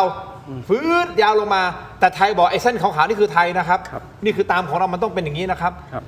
เขายึดตรงนี้มาตลอดนั่นหมายความว่าไอ้พื้นที่สีเหลืองเนี่ยมันกินเข้ามาในพื้นที่เราเยอะขนาดนี้เลยใช่ไหมฮะแต่ถ้าเขาใช้อังคลอสก็คือยกเลิก MOU 44เท่ากับว่าเขาก็ต้องมายึดไอ้เส้นสีขาวเขาก็จะเสียพื้นที่ที่เป็นสีเหลืองไปทั้งหมด ใช่ครับ ผมอธิบายแบบง่ายๆอย่างนี้อาจารย์ เกือบหมด เกือบหมดอ่ะ ครับ อย่างนี้ผม ใช่ครับ อธิบายถูกใช่ไหมฮะ ใช่ครับ นั่นหมายความว่าถ้าเขาใช้อังคลอสเขาก็เสียตรงนี้ ความถามคือเขายอมเสียแล้วฮะ เขาไม่ยอมอะครับ แล้วทำไมเขาบอกว่าเขาเนี่ยเขาพูดไง เขาไม่อยากจะเลิก MOU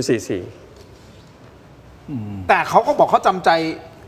กัมพูชาจึงตัดสินใจเขาใช้คำนี้กัมพูชาจึงตัดสินใจใช้อนุสัญญาสหประชาชาติว่าด้วยกฎหมายทางทะเลอังคลอสเพื่อหาทางออกแทน 44ผมคิดว่าตอนนี้เขาวิ่งกันอยู่ วิ่งอะไรครับ วิ่งในรัฐบาลอยู่ รัฐบาลไหนครับ รัฐบาลไหนอะแล้วก็รัฐบาลเป็นที่เป็นคนยกเลิก วิ่งได้ด้วยเหรอเรื่องนี้เรื่องแบบนี้วิ่งได้ด้วยเหรอ คืออย่างนี้ครับคืออย่างนี้ เอา ผม สั้นๆ ผมอธิบายนิดหนึ่ง เดี๋ยวจะได้ ว่าตัวเส้นสีแดงเนี่ยมันคือเส้นที่เขาเคยทำมาเมื่อ 2515 อ่าฮะ แล้วผ่าเกาะกลางเกาะกูด อ่าฮะ วันหนึ่งพอปี 44 เนี่ยไปลงนาม MOU 44 เนี่ย ฮะ ก็ไปอ้อมเกาะกูดให้เรา อือฮะ เห็นไหม อือฮะ แล้วเส้นเนี้ยมันเป็นเส้นที่เราเนี่ยท้วงติงมาตั้งแต่ปี 38 แล้ว ครับ เราเคยมี JTC ซึ่งทุกวันนี้ก็ JTC ก็คือคณะกรรมาธิการเขตแดนทางทะเลเนี่ยร่วมกัน ก็ JTC ก็เจรจาก็ไม่ยอมไอ้เส้นเขมรเนี่ยอยู่เรื่อยไป พอมาปี 44 เนี่ยมันมี wording ที่บอกว่ายอมรับ ซึ่งเราก็บอกว่าเราไม่ยอมรับ ทีนี้เวลาที่เราจะยกเลิกเนี่ยเราก็ต้องย้อนเวลาไปหาอดีตของวันที่เราไปทำเส้น 2516 เพราะว่าเราทำก่อนที่กฎหมายของอันครอสมันจะถือกำเนิด อ่าฮะ มันกำเนิดปี 37 เพราะฉะนั้นในข้อ 298 ที่คนฝ่ายผมก็ไม่รู้ว่าเขาเป็นนักวิชาการไทยทำไมไปเอาใจเขมรนะ ยังไง เขาก็มาเขียนให้เรากลัวว่าไอ้ข้อ 298 เนี่ยเราจะต้องไปผ่านกรณีที่จะต้องไปประนอม อ่าฮะ กับเหมือนกับไปขึ้นศาลนะ อ่าฮะ ทางทะเลนะ อ่า แต่ความจริงแล้วเราไม่ขึ้น เพราะว่าเราสงวนสิทธิ์เอาไว้ด้วย อ่าฮะ ว่าเราเนี่ยได้ประกาศไหลทวีปเนี่ยก่อนที่จะมีอันคลอส อ่าฮะ แล้วในกฎในข้อที่ 298 วรรคหนึ่งมันเขียนได้ชัดเจนครับว่า เราไม่จำเป็นที่จะต้องไปทำตามนี้ โอเค ไม่ต้องไปประนอมอะไร เพราะว่าเราประกาศก่อนที่จะมีอันคลอส อ่าฮะ ผมก็เลยงงๆว่าทำไมถึงพยายามไปลากเอาอีก 298 ซึ่งมันเป็นข้อที่อยู่ในกฎหมายอันคลอสเนี่ย ฮะ เอามาใช้เหมือนกับเขียนคนไทยให้กลัวเขมร อือฮึ ทั้งที่มันคนละเรื่องมันคนละประเด็นเลยมันคนละเวลาเลย ที่เรายกเลิกที่ท่านนายก และทางสมชคิดแล้วเนี่ยแล้วมีมติครม.ออกมาเนี่ยผมคิดว่าได้ทบทวนแล้วว่าเรามีข้อที่เราสามารถจะยกเลิกได้ เพราะกัมพูชาละเมิดอธิปไตยที่เกาะกูดของเรา โอเค ตั้งแต่ 2515 อ่าฮะ ถ้าย้อนกลับไปคือสนธิสัญญา 1907 โอเค เราเสียเสียมเลือดพระเจ้าบองศรีโสพลเพื่อแลกเกาะกูดและจันทบุรีตราดถูกไหมครับ ฮะ เพราะฉะนั้นเกาะกูดเป็นของไทยอยู่แล้ว โอเค แต่พอ 2515ในจอมพลในพลลอนดอนมาประกาศเส้นผ่ากลางเกาะกูด เกาะกูด เขาละเมิด โอเค เพราะฉะนั้นนี่คือข้อที่เราจะไปพูดได้ว่ากัมพูชาละเมิ เปิ ด ดเราเลยยกเลิก MOU 44ไป อีกข้อหนึ่งเป็นจุดตายเมื่อ 2565 ครับ รัฐบาลของลุงตู่ ฮะ กัมพูชามาเจรจา ฮะ เอาส่วนที่สัญญา JDA ฮะ เอามาสำหรับจะเซ็นเลย ครับ แล้วก็บอกว่าเส้นเขตแดนไม่ต้องคิด อืม ให้คิดแต่เรื่องผลประโยชน์ทางทะเลก่อน อันนี้กัมพูชาก็ละเมิด MOU 44 อย่างร้ายแรง เพราะมันเป็นข้อบทที่เราจะต้องเจรจาเขตแดน และผลประโยชน์ทางทะเลไปพร้อม ๆ กัน อ่า แต่กัมพูชาไม่เอาเขตแดนไง สรุปแล้วกัมพูชาไม่อยากให้เรายกเลิก MOU 44 ใช่หรือ ใช่ครับ ท่าน เพราะเขาไม่คิดว่าเราจะออกไม้นี้ไง อ่ะแล้วพลเอกนิพัฒน์คิดว่ายังไงฮะ ผมขอเรียบเรียงสติหน่อย เดี๋ยว นะครับ ผมเร็วไป ผม โทษทีครับ ยอมรับจริง ๆ ว่าไม่สันทัดนะครับ ครับ ไอ้ภาพเมื่อกี้ขึ้นอีกทีได้ไหม ครับขึ้นอีกทีนิดนึง ผมว่าท่านผู้ชมจะได้ชมด้วยนะครับ ภาพไหนฮะภาพที่เป็นแผนที่ป่ะฮะ เมื่อกี้ที่เป็นเส้นเขตแดน เส้นเขตอันนี้ใช่ไหม เดี๋ยว อ ผ ย่าง ม นี้ ถามอาจารย์เทพมนตรีนะแต่ อย่างนี้เดี๋ยวท่านพลเอกนิพัฒน์ผมขออนุญาตพอดีเวลาทางทีวี เราลื่นไหลซะจนจะจบแล้วนิดเดียวสักครู่ฮะสแกนเคอร์โค้ดหน้าจอคุณผู้ชมไปที่ YouTube นะครับเทโรดิจิทัล YouTube นะฮะ Facebook ก็คือ Facebook ถกไม่เถียงเดี๋ยวไปคุยกันต่อ เดี๋ยวฟังท่านพลเอกนิพัฒน์ในออนไลน์ แบบเต็มๆไม่ขัดจังหวะนะต้องขออภัยจริงๆนะครับ เราไปดูกันต่อตอนนั้นนะฮะและยังมีกรณีที่ทางด้านของสื่อลงพื้นที่ไปนะครับทหารพาสื่อไปดูเนิน 350 ปรากฏว่าไปเจอฝั่งตรงข้ามมีปืนนะฮะจะต้องแบบไล่กันหน่อยดีก่อนนะเราถอยกลับก่อนเพราะว่าฝั่งตรงข้ามมีปืนมีภาพเหตุการณ์ด้วยนะครับเดี๋ยวไปชมกันในออนไลน์ทางทีวีขอบคุณท่านพลเอกนิพัฒน์นะครับขอบคุณอาจารย์ครับเดี๋ยวเจอกันในออนไลน์ผมไม่เถียงครับสวัสดีครับ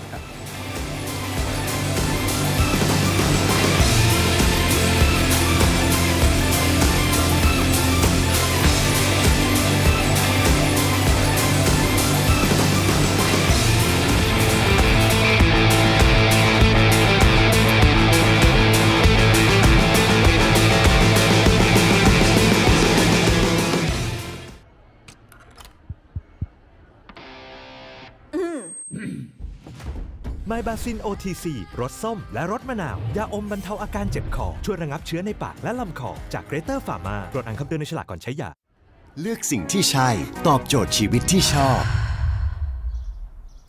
Star Air Air Solar Hybrid ใช้พลังงานจากโซลาร์เซลล์และระบบอินเวอร์เตอร์ช่วยเซฟค่าไฟได้สูงสุดถึง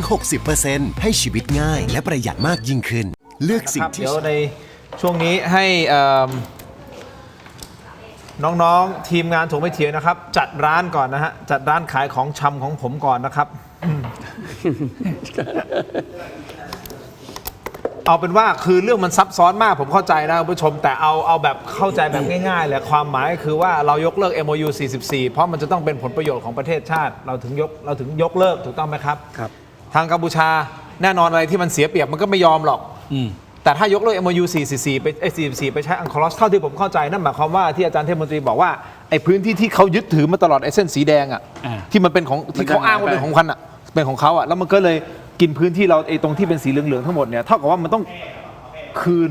ให้เราทั้งหมด คุณเจนก็จะตายเพราะว่าเกาะกูดเป็นของคุณเจนไง ก็มันก็เลยเกิดคำถามมาว่า แล้วทำไมเขาถึงยอมทยุทธศาสตร์ทางทหารทำไมเขาถึงยอมพูดเขาพูดเหมือนยอมนะว่าเอาวะไทยอ่ะถอนตัวจาก MOU 44 เพียงฝ่ายเดียวแต่เอาเป็นว่าเอางี้แล้วกันเราตัดสินใจก็ใช้อังคลอสแหละเพื่อหาทางออกแทนก็เหมือนกับการยอมรับไกลๆว่ายกเลิก MOU 44 ก็ยกเลิกไปเถอะก็ใช้อังคลอสแทนแต่ถ้าใช้อังคลอสเขาเสียเปรียบไงอันนี้คือพูดแบบภาษาชาวบ้านแบบง่ายๆนะใช่ไหมคุณพลเอกนิพัฒน์เอาแบบเราต้องอธิบายแบบนี้ให้เข้าใจง่ายๆแต่รายละเอียดข้างในเนี่ยมันอาจจะมีโอ้โหมันต้องย้อนกลับไปที่ท่านอาจารย์เทพมนตรีพูดนะต้องไปดูปี 2515 แล้วดู 2516 มันเกิดอะไรขึ้นอะไรยังไงบางทีอย่าว่าแต่คุณผู้ชมผมเองบางทีก็ตามไม่ค่อยทันเพราะรายละเอียดมันเยอะอย่างที่บอกท่านผู้นี้รู้หินทุกก้อนรู้จักหินทุกก้อน หินทุกก้อนที่อยู่ชายแดนท่านพลเอกนิพัฒน์ยังยอมรับเลยผมไม่ไหวผมมาเลิกไปแล้วท่านนายพลเขาไปตามให้ผมไปอยู่ในกรรมาธิการ ไม่เป็นไรหรอกคือไหนๆก็เหม็นเขาเกลียดอยู่แล้วไงจะได้เกลียดเท่าคนเดียวนะเอาพร้อมไหมพร้อมครับนับมา 5 4 3 2 กลับกันต่อนะครับรายการถกไม่เถียงในช่วงของออนไลน์คุณผู้ชมที่ชมรายการอยู่นะฮะช่วยกันโหวตให้ผมหน่อยนะครับเราถามว่าคุณเห็นด้วยไหม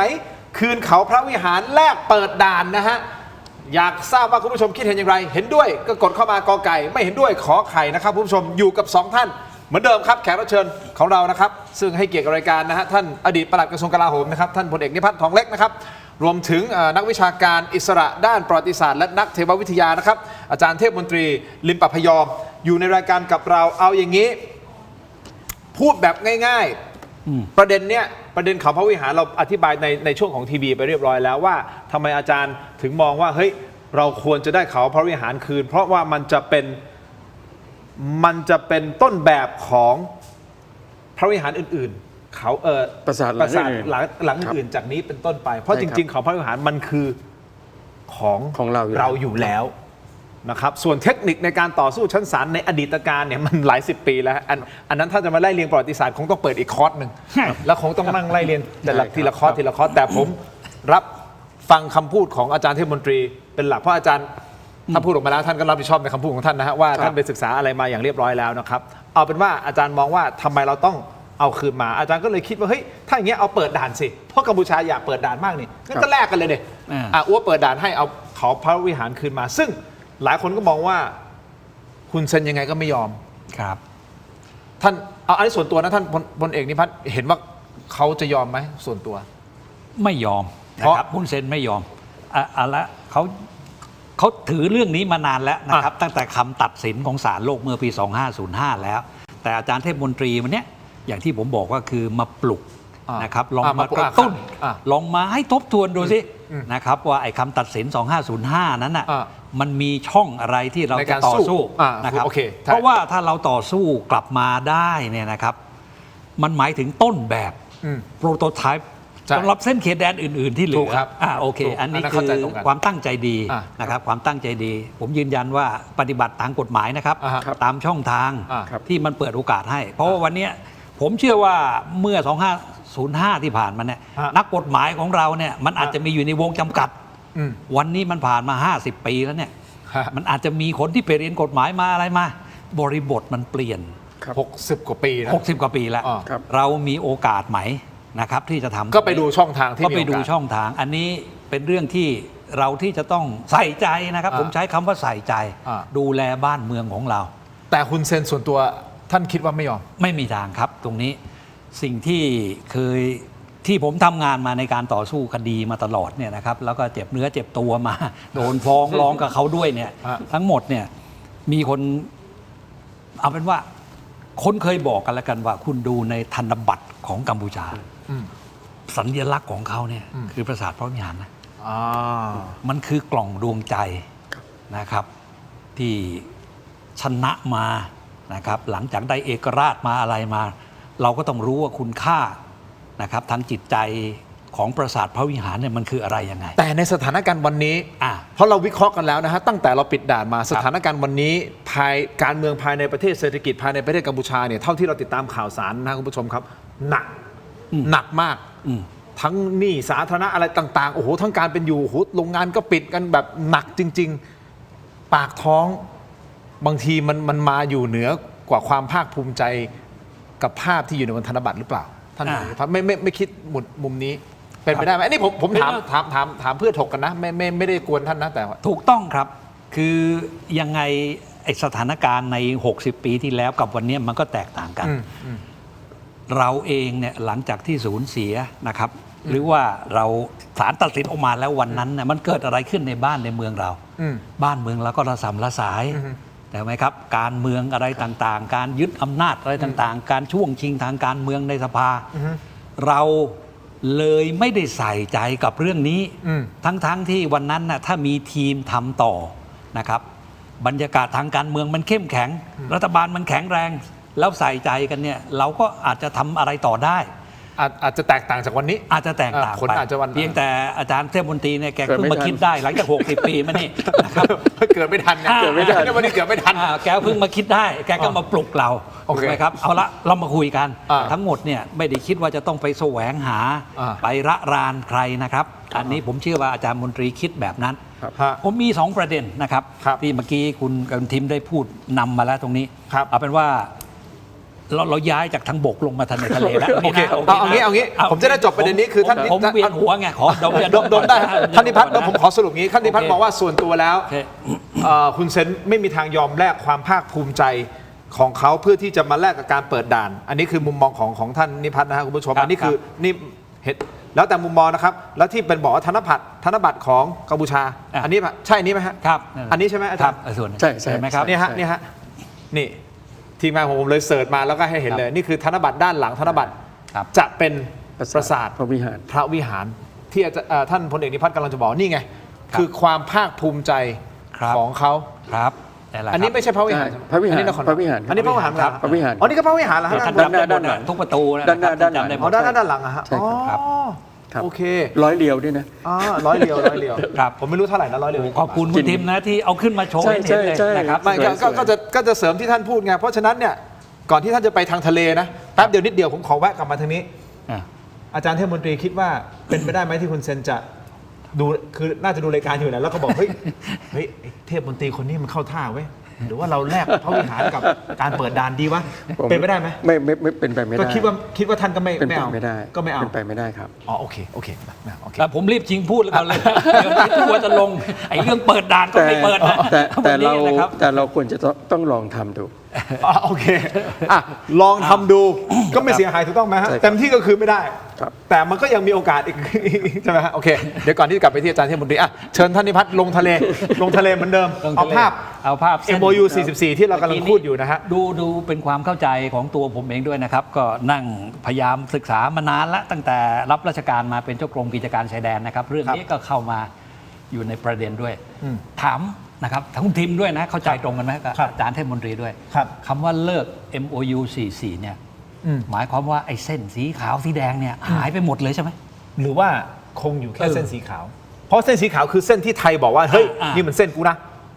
ไอ้ มันยังไง กัมพูชาเฮ้ยเส้นกูสีแดง คือ มันก็เลยเถียงกันอยู่ มันอยู่ เนี่ย ที่ว่าเราจะใช้กติกาอะไร เพราะตอนนี้กัมพูชาได้มาบอกว่าจะใช้อันครอส อ่า ซึ่งเราเนี่ยก็ใช้อันครอสอยู่แล้วล่ะ คือเส้นสีขาวเราเนี่ยมันใกล้เคียงอันครอส อ๋ ที่ อ สุด โอเคใกล้เคียง เพราะฉะนั้นถ้าเกิดกัมพูชาใช้อันครอสกับเราเนี่ยเส้นมันจะอยู่ใกล้ๆกับเรา แสดง ซึ่ง เขา ต่อไปมันจะเหลือเส้นเดียวครับท่าน พอเหลือเส้นเดียวปุ๊บเขาก็ ถู ต้ ก อง ไหม เสีย ฮะ พื้นที่ตรงนี้ มัน ไป จะต้ ใช่ อง ไหม เหลือเส้นเดียว ไอ้พื้นที่สีเหลือง ถูกต้อง เขาก็ต้องยอม ถูกต้อง ยอมคืนให้เรา ถูกต้อง ซึ่งมันเป็นของเราอยู่แล้ว ถูกต้องครับ ต้องยอมคืนให้ ทุก เรา วันนี้ผมเข้าใจว่ากองทัพเรือก็ยังลาดตระเวนอยู่ ตามเส้นพระบรมราชโองการเส้นสีขาวครับไม่ได้ละทิ้งไปเพียงแค่ว่าบนโต๊ะการเจรก็มีการอ้างสิทธิ์ โอเค เขาถึงบอกว่าอ้างสิทธิ์ทับซ้อนไง ได้ครับอ่ะท่านพลเอกนิพัฒน์เอาไงต่อแล้วไปต่อ นิดเดียว เชิญต่อ ไหนๆภาพนี้ก็ขึ้นมาแล้ว ฮะ ชวนคุยนะครับ ในพื้นที่สีเหลืองๆเนี่ย ครับผม 26,000 ตารางกิโลเมตร อยู่ข้างล่างครับ อยู่ข้างล่างใช่ไหมครับ ใช่ครับท่านครับ ส่วนข้างบนเนี่ยไอ้ตรงสี่เหลี่ยมผืนผ้านะถ้าเราขีดเส้นจากซ้ายมาขวานะครับ ครับ เอาเป็นจุดตรงธงแดงธงชาติกัมพูชาใช่ไหมครับ ครับ จุดนั้นนะถ้าลากมาทางตะวันออก ครับ ตรงๆเลยนะครับ ครับ อันนั้นคือพื้นที่ที่ ที่จะแบ่งเขตแดน ที่จะแบ่งเขตแดนกัน ใช่ครับ ส่วนข้างล่าง จะแบ่งผลประโยชน์ปิโตรเลียม อ๋อโอเค มันมีเส้นแบ่งกันอยู่ตรงนี้ ใช่ครับ นะครับ ผมเคยจำได้ เส้นลัติจูดที่ 11 องศา อืม ถ้าขึ้นไปข้างบนก็จะแบ่งเขตทะเล อ๋อฮะ ข้างล่างก็จะแบ่งเขตปิโตรเลียม อ๋อ แล้วไอ้เส้นที่เว้าตรงเกาะกูดนั่นนะเส้นนี้เราเป็นคนขีดใช่ไหมครับ เป็นเส้นนี้เป็นกัมพูชายอมการเจร ยอม จา เว้า จากการเจรจาของเรา อืม เราไปเจรจาว่าให้เว้า เพราะตอนแรกไม่เว้า ไม่เว้า ตอนแรกผ่าเกาะกูดไปเลย ความจริงแล้วถ้าดูจริง ๆ แล้วเนี่ยมันไม่ได้ผ่า อ๋อไม่ได้ผ่าแล้ว แต่มันมองไกลๆมันเหมือนผ่า มันผ่า ความจริงแล้วมันก็คือมีขอบ แต่ขอบนั้นเนี่ยมันก็ยังล้ ล้ำ ำทะเล เข้าไป อาณาเขต อ่าโอเค เพราะว่าเกาะเนี่ยมันจะต้องมีทะเลอาณาเขต อ่าฮะอ่าฮะ แต่นี้นอกจากไปลุกน่านน้ำเราไม่พอยังลุกทะเลอาณาเขตของเกาะกูดแล้วด้วย มันก็เลยกลายเป็นว่าเราเลยไปท้วงกัมพูชาในปี เขาก็เลยเว้าให้ พอปี 44 เขาเลยไปว้าวให้ อ๋อ เพื่อให้เกิดการเจรจาใน MOU 44 ได้ อ่า แต่มันก็ยัง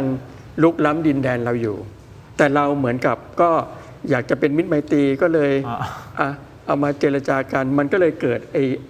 อ้กรอบนั้นน่ะ อ่า ไอ้คล้ายๆกระบวยเนี่ย โอเค ซึ่งกระบวยเนี่ยมันเลยทำให้กัมพูชาดีใจไงทั้งที่เขาไม่เคยคิดว่าเขาจะได้ ไอ้กระบวยนี่นะ อาจารย์ ไอ้กระบวย ใช่ไหมครับ นั้นน่ะ ไอ้กระบวยเนี่ย ใช่เพราะว่า ไอ้ที่เป็นเส้น ข ประ องเรา เนี่ย มันอยู่ด้านล่างไง อ๋อ ของเรามันอยู่เส้นสีขาวเมื่อกี้ไง อ่าๆๆ ของเขาอยู่เส้นสีแดง อ๋อ ครับ แต่ตอนนี้พอถ้าสมมติยกเลิก MOU 44 ใช่ไหมท่านพลเอกนิพัฒน์ไปต่อเลยฮะคือกำลังจะอธิบายว่า อ้าว พอ MOU 44 มันไปเสร็จปุ๊บท่านนิพัฒน์ถามว่าแล้วเราจะใช้เขตไหนอะเส้นสีขาวใช่ไหมซึ่งอาจารย์เทพมนตรีบอกว่าใกล้เคียงกับเส้นสีขาว ซึ่งเป็นเส้นที่ไทยเป็นคนบอกไปตั้งแต่ปี 2516 ก็คืออังครอสอะคล้ายๆใกล้เคียงกันใกล้เคียงกับอังครอส มันก็คือการตอบคำถามที่ผมถามว่าไอ้พื้นที่สีเหลืองๆเนี่ยมันก็จะหายไปนะครับมันก็จะเหลือ มันก็เป็นของเรา เส้นสีขาว โอเค มั นะ น ค ก็ รับ เป็นของเรา นี่มันเหมือนกับว่าตอนที่เราทำปี 2516 ครับท่าน ครับ เรายึดกฎหมายทะเลในปี 1958 อืม ตอนนั้นยังไม่มีอันครอส เราก็ยึดตามนั้น พอ 1958 มันกลายร่างมาเป็น มันให้อิทธิพลต่ออันครอส 1982 เนี่ย มันก็ไม่ต่างอะไรกันเท่าไหร่นะ โอเค มันมีไอ้จุดเล็กๆ บางจุดเท่านั้นเองนะ ซึ่งเราจะต้องไปตกลงกับกัมพูชาในทวิภาคี แต่เอาเป็นว่าหลักใหญ่ใจความก็คือว่ามันก็จะคล้ายๆ ตอนเนี้ย ใช่ครับ ใช้อังครอสอะท่านพลเอกนิพัฒน์เท่ากับว่า ครับ ถ้าใช้อังครอสนะก็จะใกล้เคียงกับเส้นขาวมากเลย เส้นขาวมาก นั่นหมายความว่ากัมพูชาที่เขาภูมิใจนักภูมิใจหนาว่าเขามีพื้นที่สีเหลืองเป็นของเขาเนี่ย ครับ เท่ากับว่าหายไปหมดเลย ผมถึงบอกว่าเขา ผมถึงงงไงว่าทำไมเขาถึง ไม่ได้ เพราะว่าตอนนั้นเขายังพูดเลยว่าเกาะกูดเนี่ยคุณบัณฑิตเองก็พูดว่าเกาะกูดเนี่ยยังอยู่ในระหว่างการเจรจาตกลงกัน แล้วทำไมอยู่ดีๆเขา เขา พู ก็ ด แถลงอย่างนั้นออกมา แล้วทำไมเขาอยู่ดีๆตอนนี้ถึงบอกว่าโอเคไทยยกเลิก MOU 44ไปแล้วไม่เป็นไร ไม่ท โอ ราบ เคคุณยกเลิกไปไม่เป็นไร ขอหลังเชิญคุณบัณฑิตมาไหม เราเสียใจนะ เดี๋ยวพยายามอยู่เหมือนกันนะ Prime Minister Humanet, if you give me the honor, I want to ask you a couple of questions about MOU 44 ก็คือเขาแต่เขาบอกว่าเสียใจที่ไทยยกเลิกนะ แต่โอเคไม่เป็นไรแหละเขาจะใช้อังครอสแทนนั่นหมายความว่าถ้าใช้อังครอสแทนจริงๆเนี่ยเขาเสียพื้นที่จริงนะท่านพลเอกนิพัฒน์มองว่าเขายอมเหรอฮะ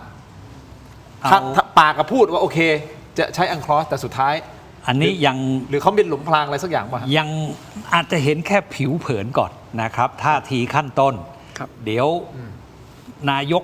ไปเจอ จะไปเจอเขาที่ฟิลิปปินส์เนี่ย นะฮะนั่นของจริง ครับ นะครับว่าจะเกิดอะไรขึ้นตรงนี้ ถามอาจารย์เทพมนตรีชวนคุยอีกนิดเดียว เอาเป็นว่า ฝ่ายเรากันเองเนี่ยนะครับ ครับ วันเนี้ยผ่านครมแล้วนะครับว่ายกเลิกอะไรต่างๆ เหล่านี้ นักวิชาการฝ่ายไทยด้วยกันเองเนี่ยขณะนี้ก็บอกว่าเฮ้ยยกเลิกฝ่ายเดียวไม่ได้นะ ครับ ต้องพร้อมใจกันยกเลิก อันนี้เนี่ยตกลงมันยังไงกัน ต้องเห็นชอบทั้งสอง เรา ผมเคยถามประเด็นนี้อยู่เหมือนกัน คืออย่างนี้ครับ ถามแทน หมายถึงว่าถ้าอยู่ดีๆ เราไปยกเลิกเนี่ย อืม มันอาจจะไม่มีเหตุผล เหมือนกับว่าเราแต่งงานแล้วเราจะไปหย่ามันก็ไม่มีเหตุผลมันก็ต้องมีเหตุใช่ไหมฮะถึงจะต้องไปหย่าเพราะฉะนั้นอันนี้ก็เหมือนกันว่าเป็นเพราะกัมพูชาละเมิดข้อบทใน MOU อย่างร้ายแรง เราเลยจึงไปเลิก อันนี้คือความเห็นของกมธนะครับท่าน ครับ กรรมาธิการเนี่ยก็พูดว่า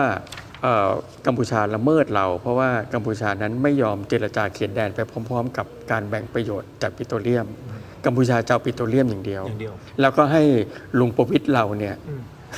ท่านประวิตรเนี่ยกระพริบตาซะแล้วยอมเซ็นซะ ลุงป้อม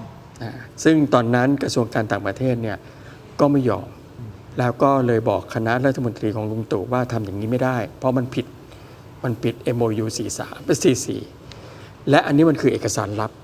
ที่กมธเนี่ยเราเรียกเอกสารมาเราจึงเห็น เราจึงบอกว่านี่คือกัมพูชาละเมิดข้อตกลงที่ร้ายแรงอีกข้อหนึ่งก็คือที่กล่าวไปตอนต้นว่าเมื่อปี 2515 เนี่ยลอนดอนประกาศไหลทวีปเขาก็ละเมิดเกาะกูดของเราอย่างร้ายแรง เพราะว่าเขาจะต้องคิดถึงกฎหมายทางทะเลตอนนั้นด้วยก็คือ 1958 เพราะฉะนั้น 1958 เนี่ยมันให้กำเนิดไอ้เส้นไหลทวีปของเราในปี 2516 นะครับดังนั้นเนี่ยเขาละเมิดอย่างนั้นเนี่ยเราก็เลยมามองดูว่า MOU 44 เนี่ยเขาละเมิดเราไม่พอในอดีตละเมิดก่อนที่จะมีอันครอสนะพอมามีอันครอสเนี่ยยังมาละเมิด 65 อีกในปี 65 อีก แสดงว่าถ้าผมสรุปอย่างนี้ท่านนิพัฒน์ความหมาย ครับ คือละเมิดได้หมายถึงว่าเรายกเลิกได้เพราะเขาละเมิดไง เพราะเขาละเมิด เขาละเมิด โอเคนะ ละเมิด โอเคแล้วแถมในรายการนี้เลยนะคุณทิม เชิญฮะ คนไทยทั้งประเทศจะได้เข้าใจตรงกัน ฮะ เกาะกูดเป็นของไทยนะ ขอบคุณเป็นของไทยครับ เลิกพูดเสียที ครับ นะครับว่าเขมรเคลมอะไรต่างๆเลิกนะในรายการนี้ ผมขอ1 นาที ให้ เล่า ปฏิญญ เล่าเอกสารที่ผมได้ โอเค ได้มาจากพนมเปญ ครับ โอเค เป็นบันทึกรายงานของแบร์นาร์หรือเบอร์นาร์ดนะครับเขาพูดถึงว่าการเจรจาเบอร์นาร์ดเนี่ยเป็นประธานคณะกรรมการปักปันเขตแดนสยามอินโดจีน อันมาจากอนุสัญญา 1904 ครับ แล้วเขาก็ทำงานกันมา 2-3 ปีมาถึง 1907 เนี่ยวันที่ 8 มีนาเนี่ยแทนที่จะประชุมกันในครั้งสุดท้ายแบร์นาร์เลิกประชุม เพราะว่าต้องไปเข้าเฝ้าพระเจ้าอยู่หัวรัชกาลที่ ครับ 5 ที่พระราชวังดุสิตแบร์นาร์เล่าไว้ในบันทึกว่าวันนั้นเนี่ยที่ต้องไปเนี่ยเพราะว่าจะต้องไปตกลงสนธิสัญญาฉบับใหม่ก็คือ 1907 ที่ยอมแลกด่านซ้ายตราดจันทบุรี และเกาะทั้งหมดจากแหลมลิงนะฮะไม่ใช่แหลมสิงห์นะฮะแหลมลิงไล่มาถึงเกาะกูดเป็นของสยาม อันนี้ชัดเจน คนเจรจาในวันนั้นมีกรมหลวงเทววงศ์วโรปการเสด็จในกรมดำรงหม่อมชาติเดชอุดม ซึ่งเป็นประธานคณะกรรมการปักปันสยามอินโดจีนชุดที่ 1 เหมือนกับเบอร์นาร์ดและในหลวงรัชกาลที่ 5 ส่งทราบรับทราบ ก็เลยตกลงที่จะทำสนธิสัญญา 1907 ในวันที่ 23 มีนาคม 1907 เพราะฉะนั้นเราจึงได้เกาะกูดโดยสภาพทั้งจากเอกสารตั้งต้นในรายงานการประชุม และตัวสนธิสัญญาเองอย่างที่ท่านนายพลได้บอกไว้เพราะฉะนั้นเราไม่ควรจะกลัวอะไรกับกัมพูชาเลย เพราะเรามีเอกสารชัดเจน แล้วอินโดจีนฝรั่งเศสรับรองเราเรื่องนี้แน่นอน โอเค โอ้ขยายความนิดหนึ่งเมื่อกี้ ครับ ท่านพูดถึงคำว่าท่านอยู่ในกรรมาธิการ ครับ กรรมาธิการอะไร กรรมาธิการวิสามัญ อืม ที่ว่าด้วยเรื่องพิจารณาข้อดีข้อเสียของการยกเลิก MOU 43 และ 44 วุฒิสภาครับ อย่างนี้นะคุณผู้ชมเรื่องของเกาะกูดสรุปทีมงานบอกด้วยกันฟังอาจารย์ข้อมูลเยอะมาก เอาเป็นว่าเกาะกูดเป็นของเราเพราะมันมีหลักฐานในอดีต ใช่ครั นะ บ คุณเบอร์นาร์ดเนี่ยนะฮะ อืม เป็นชาวต่างชาติใช่ไหมคนนี้ ฝรั่งเศส ฝรั่งเศสใช่ไหมฮะประธานคณะกรรมการปักปันสยามอินโดจีน ซึ่งมีการเขียนในบันทึกพูด อยู่ในบันทึก ชัดเจ ด้วยและอยู่ในสัญญาฉบับใหม่ด้วย ว่าเกาะกูด เป็นของสยาม เป็นของสยามอยู่แล้ว ครับ ตั้งแต่ตอนนั้นเพราะฉะนั้นเกาะกูดเป็นของสยามมาโดยตลอด ใช่ครับ ตั้งแต่ตอนนั้นโอเคนะเคลียร์ตรงนี้ประเด็นนี้นะครับเอาอย่างนี้ผมขออนุญาตกลับไปที่เรื่องของอังคลอสนิดนึงนะครับเพราะว่าผมอยากจะจับท่าทีของกัมพูชา เพราะเท่าที่เราติดตามข่าวนั้นแน่นอนฮะอันนี้คือเราก็มันเป็นธรรมชาติของประเทศแล้วก็ธรรมชาติของคนนะครับว่าถ้าเขาเสียเปรียบมักจะไม่ยอมทำจะต้องทำอะไรที่ได้เปรียบอยู่แล้วถูกต้องไหมครับกับการที่เขาจะยกเลิก MOU 44ยอมรับการยกเลิก MOU 44เพื่อที่จะไปใช้อังคลอสเท่ากับว่าเขาอาจจะต้องเสียพื้นที่ที่เขาเคยเคลมว่าเป็นของเขาได้เนี่ยมันก็ทำให้เขาต้องเราก็รู้สึกเหมือนกันเฮ้ยยอมขนาดนั้นเลยเหรอวะข้อที่ 1ข้อที่ 2แล้วถ้าเรามาใช้อังคลอสไทยจะเสียเปรียบอะไรหรือเปล่าท่านนายกตอบคำถามตรงนี้นะครับเกี่ยวกับเรื่องของอังคลอสนะฮะท่านนายกพูดว่ายังไงครับเกี่ยวกับอังคลอสฟังครับนายกครับท่าทีกัมพูชายอมรับในที่จะใช้อันคลอสนะครับวันนี้ถือว่าเป็นทิศทางที่ดีของประเทศไทยในการที่จะไปประชุม อย่างน้อยก็อยู่บนฐานเดียวกัน เพราะตอนนี้ก็ทำให้ทั้งไทยทั้งกัมพูชาก็อยู่บนพื้นฐานกฎเกณฑ์เดียวกันสมัยก่อนพูดกันคนละเกณฑ์พูดยังไงว่าตอนนี้เราไม่ได้มี MOU 44แล้วนะครับก็ถ้าจะคุยอะไรกันต่อไปก็ต้องมานั่งกำหนดกรอบกำหนดกฎเกณฑ์กันใหม่ซึ่งยังมีเวลาที่จะต้องหารือกันนะครับทางกระทรวงต่างประเทศเขาก็รับผิดชอบเรื่องนี้อยู่ครับ ขอบคุณครับ เราไม่เสียอะไรใช่ไหมฮะ เดี๋ยวก่อนนะมันกันอยู่ในช่วงเปลี่ยนผ่านนะครับแต่ผมเข้าใจเองนะครับผมไม่สันทัดจริง ฮะ ๆ ก็เอาเป็นว่าสรุปได้ว่าวันนี้เรามั่นใจว่าเราเลิกแล้วนะครับ แล้วก็ท่านนายกก็บอกว่าเดี๋ยวเราจะไปใช้อันคลอสซึ่งเป็นมาตรฐานเดียวนะครับระหว่างไทยกับกัมพูชาตรงนี้เนี่ยแล้วก็ได้ดูข่าวมาอีกว่ามีอยู่ช่วงหนึ่งที่ท่านเคยพูดอาจจะนอกรายการนี้ว่าเราอาจจะมี MOU ตัวใหม่ใช่ไหมครับท่านใช้คำว่า 70 คือพศคือหมายความว่าอาจจะทำปีหน้าหรืออะไรต่างๆเอาละครับมองโลกในแง่ดีเอาไว้ก่อนนะครับมองเป็นบวกไว้ก่อนว่ากำลังจะไปสู่อะไรยังไงเพราะว่าที่ผ่านมามันเกิดอะไรขึ้นนะครับมองกันอย่างนี้ก็แล้วกันลองดูนะครับลองดูซึ่งทั้งสายทั้งปวงเนี่ยมันมีอยู่คำหนึ่งที่ผมก็พยายามนะครับอ่านมาภาษากฎหมายที่เรียกว่าประนอมสภาพบังคับประนอมสภาพบังคับมันจะอยู่ในอันคลอสถูกไหมครับเอาสิอาจารย์เทพมนตรีต้องอาจารย์เดี๋ยวก็เอางี้ผมเอาภาษาชาวบ้านง่ายๆขอบคุณท่านที่เปิดประเด็นนี้มาครับประนอมสภาพบังคับ 1แปลว่าอะไร2เอางี้ว่าถ้าใช้อันคลอสเนี่ยเราใช้หลักเกณฑ์เดียวกันที่ท่านนายกพูดถูกต้องไหมครับประเด็นคือมันเป็นไปได้ผมไม่ไว้ใจนะก็คือผมไม่ไว้ใจแหละว่ากัมพูชาเขาคงคิดคือมันเป็นไปได้ไงที่เขาจะยอมอะไรง่ายๆขนาดนี้มันต้องมีอะไรแอบแฝงอยู่หรือว่าเขาต้องมีคิดอะไรอยู่นะฮะเอาเป็นว่าอันคลอสทำให้เราเสียเปรียบไหมฮะงั้นดีกว่าฮะคือถ้าเกิดอันคลอสจะเสียเปรียบหรือได้เปรียบเนี่ยมันก็เป็นกฎหมายระหว่างประเทศทางทะเลมันก็ต้องยอมรับยอมรับก่อนเราต้องตั้งต้นก่อนว่าเราอาจจะเสียบางพื้นที่ลงไปบ้างเพราะว่าในกรรมธิการเองก็จำลองเส้นทั้งหมดอย่างละเอียดถี่ยิบเลยว่าถ้าเกิดมันเป็นอย่างนี้จำลองความเป็นไปได้ทั้งหมดถ้าก่อไอ้โขดหินนี้มันให้อิทธิพลต่อตรงนี้มันจะเป็นยังไงอะไรเงี้ยนะครับแต่ว่าเมื่อเราได้ภาพรวมแล้วเนี่ยมันจะหลีกหนีห่างเนี่ยไปจากเส้นเดิมของพระบรมราชโองการเนี่ยไม่มากเท่าไหร่ยกเว้นว่าจะมีการช่อฉนเพราะว่าเส้นนี้มันเขียนโดยคนไงอาจารย์พออาจารย์บอกว่ายกเว้นจะเกิดด้วยการช่อฉนอันนี้มันเริ่มกังวลแล้วว่าให้ MOU 44นะครับท่านนายพลและก็ท่านน้องถิ่ม MOU 44เนี่ยผมเนี่ยไม่ค่อยติดใจเท่าไหร่นักยกเว้นว่าเส้นที่ลากผิดของกัมพูชาเมื่อ 2116 ที่มันไปผ่ากลางเกาะกูดครับแต่สิ่งหนึ่งที่มันอยู่ใน wording ของ MOU 44แล้วมันทำให้เราเนี่ยไม่ไปไหนเลยด้วยเนี่ยนะก็คือว่ามันต้องเจรจาเขตแดนพร้อมกับปิโตรเลียมซึ่งทำยังไงให้ตายเนี่ยถ้ามันไม่ไปพร้อมกันเนี่ยมันก็เจรจาไม่ได้เราก็จะสงวนรักษาทรัพยากรทางธรรมชาติเอาไว้ใต้ทะเล ไปเรื่อย ไปเรื่อยๆในอนาคต เรื่อย เพราะเราไม่รู้ว่าไอ้การที่เราไปขุดอะไรออกมามากๆเนี่ยมันจะมีผลต่อเรื่องอะไรหรือเปล่าระบบนิเวศอะไรก็แล้วแต่นะผมก็คิดมากนะแต่ว่าพอเรามานั่งสารตะแล้วเนี่ยเราก็บอกนั้นยกเลิกไปดีกว่าเพราะว่าเมื่อเราเป็นนักวิชาการด้านประวัติศาสตร์เนี่ยถ้าหลักฐานมันเท็จเนี่ยแล้วมารวมกับหลักฐานที่มันถูกอะของเรามันถูกนี่เพราะเราเดินตามกฎหมายระหว่างประเทศ ส่วนกัมพูชานั้นตามกฎหมายอำเภอใจ เส้นที่ออกมาจากฝั่งเนี่ยเขาไม่ได้มาระหว่างเกาะกงกับเกาะกูดโดยหลักแล้วเนี่ยในปี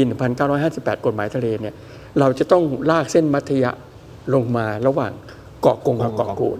ของเราลากตรง แต่ของเขาลากไปตามเส้นประที่มันก็คือจุดอ้างอิงเขาธงชัยเขาแผนที่บนยอดเขาเกาะกูดตามสนธิสัญญา 1907 จุดนั้นมันแค่จุดเล็งแต่กัมพูชาคิดว่ามันออกมา 73 เนี่ยมันจะต้องเล็งไปที่กลางผ่ากลางเกาะกูดลงมาในทะเลเลยมันเลยผิดผมก็เลยคิดว่าถ้าอย่างนั้นยกเลิกไปดีกว่าแต่ถ้าเกิดยกเลิกเนี่ยเราก็จะต้องดูว่าเราไว้ใจรัฐบาลอันนี้พูดแบบนักวิชาการนะในเมื่อรู้ว่าที่มันแย่งกันเนี่ยมันคือปิโตรเลียมผลประโยชน์ทางทะเลมหาศาลแล้วถ้าเกิดเรามีรัฐบาลที่ไม่ผมไม่พูดถึงรัฐบาลไหนนะรัฐบาลไหนก็ได้ในอนาคตเนี่ยวินาทีที่เราหายใจไปนะครับท่านในพลอนาคตแล้วไง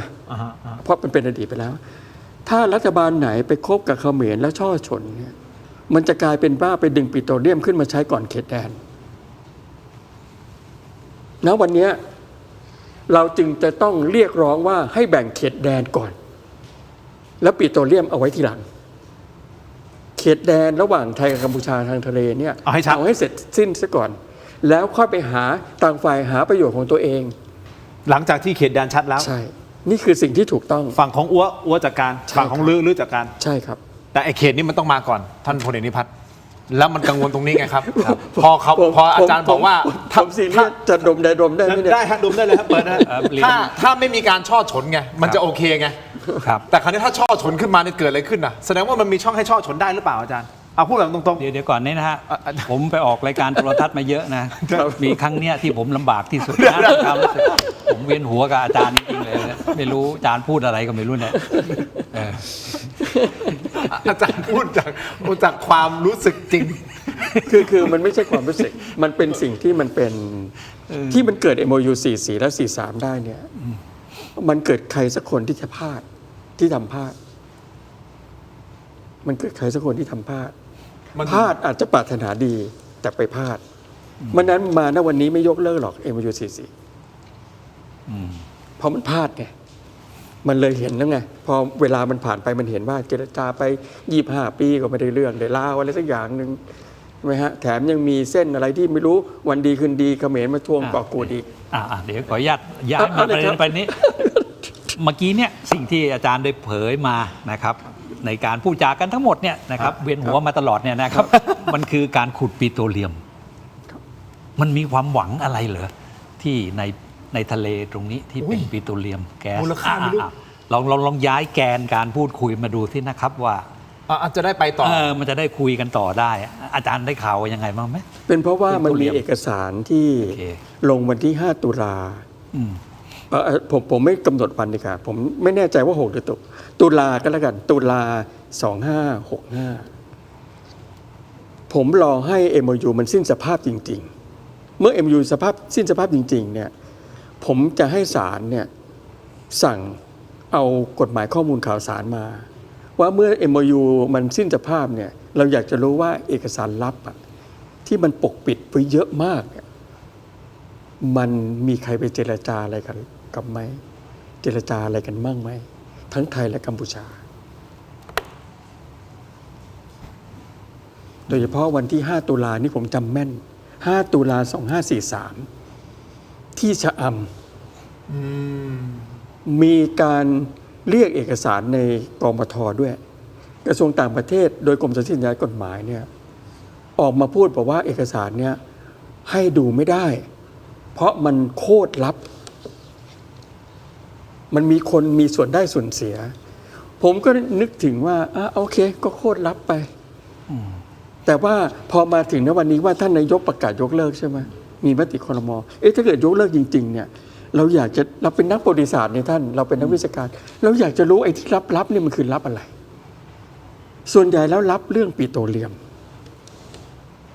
เพราะมันเห็นได้ชัดว่าที่จะไปบังคับให้ลุงป้อมเซ็นน่ะมันก็คือเรื่องปิโตรเลียมไงเขมรอยากจะมาแบ่งปิโตรเลียมก่อนที่จะแบ่งเขตแดนไงมันเลยละเมิด MOU ไง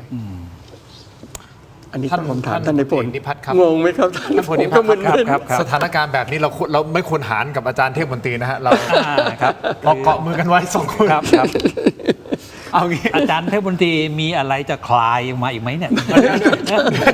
ยิ่งคลายผม เพิ่งเคยได้ยินนะเนี่ย ยิ่งคลายผมยิ่งหนาวไงไม่รู้นะฮะ เราเข้าใจผิดมาโดยตลอดว่า MOU 44เนี่ยเกิดจากผลงานของคุณทักษิณซึ่งอันนี้ผมก็ต้องไม่โทษท่าน 100% MOU 44เนี่ยเกิดจากผลงานของรัฐบาลชวนหลีกภัยในวันที่ 5 ตุลา 2543เนี่ยยังเป็นรัฐบาลชวนหลีกภัยไปคุยกันที่ชะอำเป็นเอกสารลับพอรัฐบาลชวนท่านแพ้เลือกตั้งในเดือนกุมภา2544รัฐบาลคุณทักษิณชนะเลือกตั้งก็หยิบเอกสารชุดนี้ไปประชุมกันต่อที่พนมเปญจนกระทั่งมาได้ไอ้ผังโครงล่างด้านล่างด้านผังที่เราเห็นเมื่อกี้ ไอ้กระบวยนะ ไอ้กระบวยเนี่ยมันเกิดจากตรงนี้แหละผมถึงบอกว่าเราเป็นนักวิชาการเนี่ยนักวิชาการประวัติศาสตร์มันจะไม่จบไงแม้ส่วนที่สัญญามันถูกฉีกแล้วเนี่ยเราก็อยากจะรู้ไงว่ามันคืออะไรว่าถ้าเกิดสมมติว่าสามารถเปิดเผยและเผยแพร่ได้เนี่ยมันมีคนจะต้องรับผิดชอบไหมเราเสียเวลา26 ปีนั่งหายใจกันทั้งฝ่ายประชาชนชาวกัมพูชาและประชาชนชาวไทยต่างมาประสบปัญหากันนักการเมืองของทั้งสองฝ่ายไม่ได้เราให้ประชาชนเขาเกือบอะไรนะฮะท่านเกือบเขาเรียกว่า1ชั่วอายุคนชั่วอายุคนมัน35 ปีไงนี่มันก็เกือบมานั่งมีความหวังว่า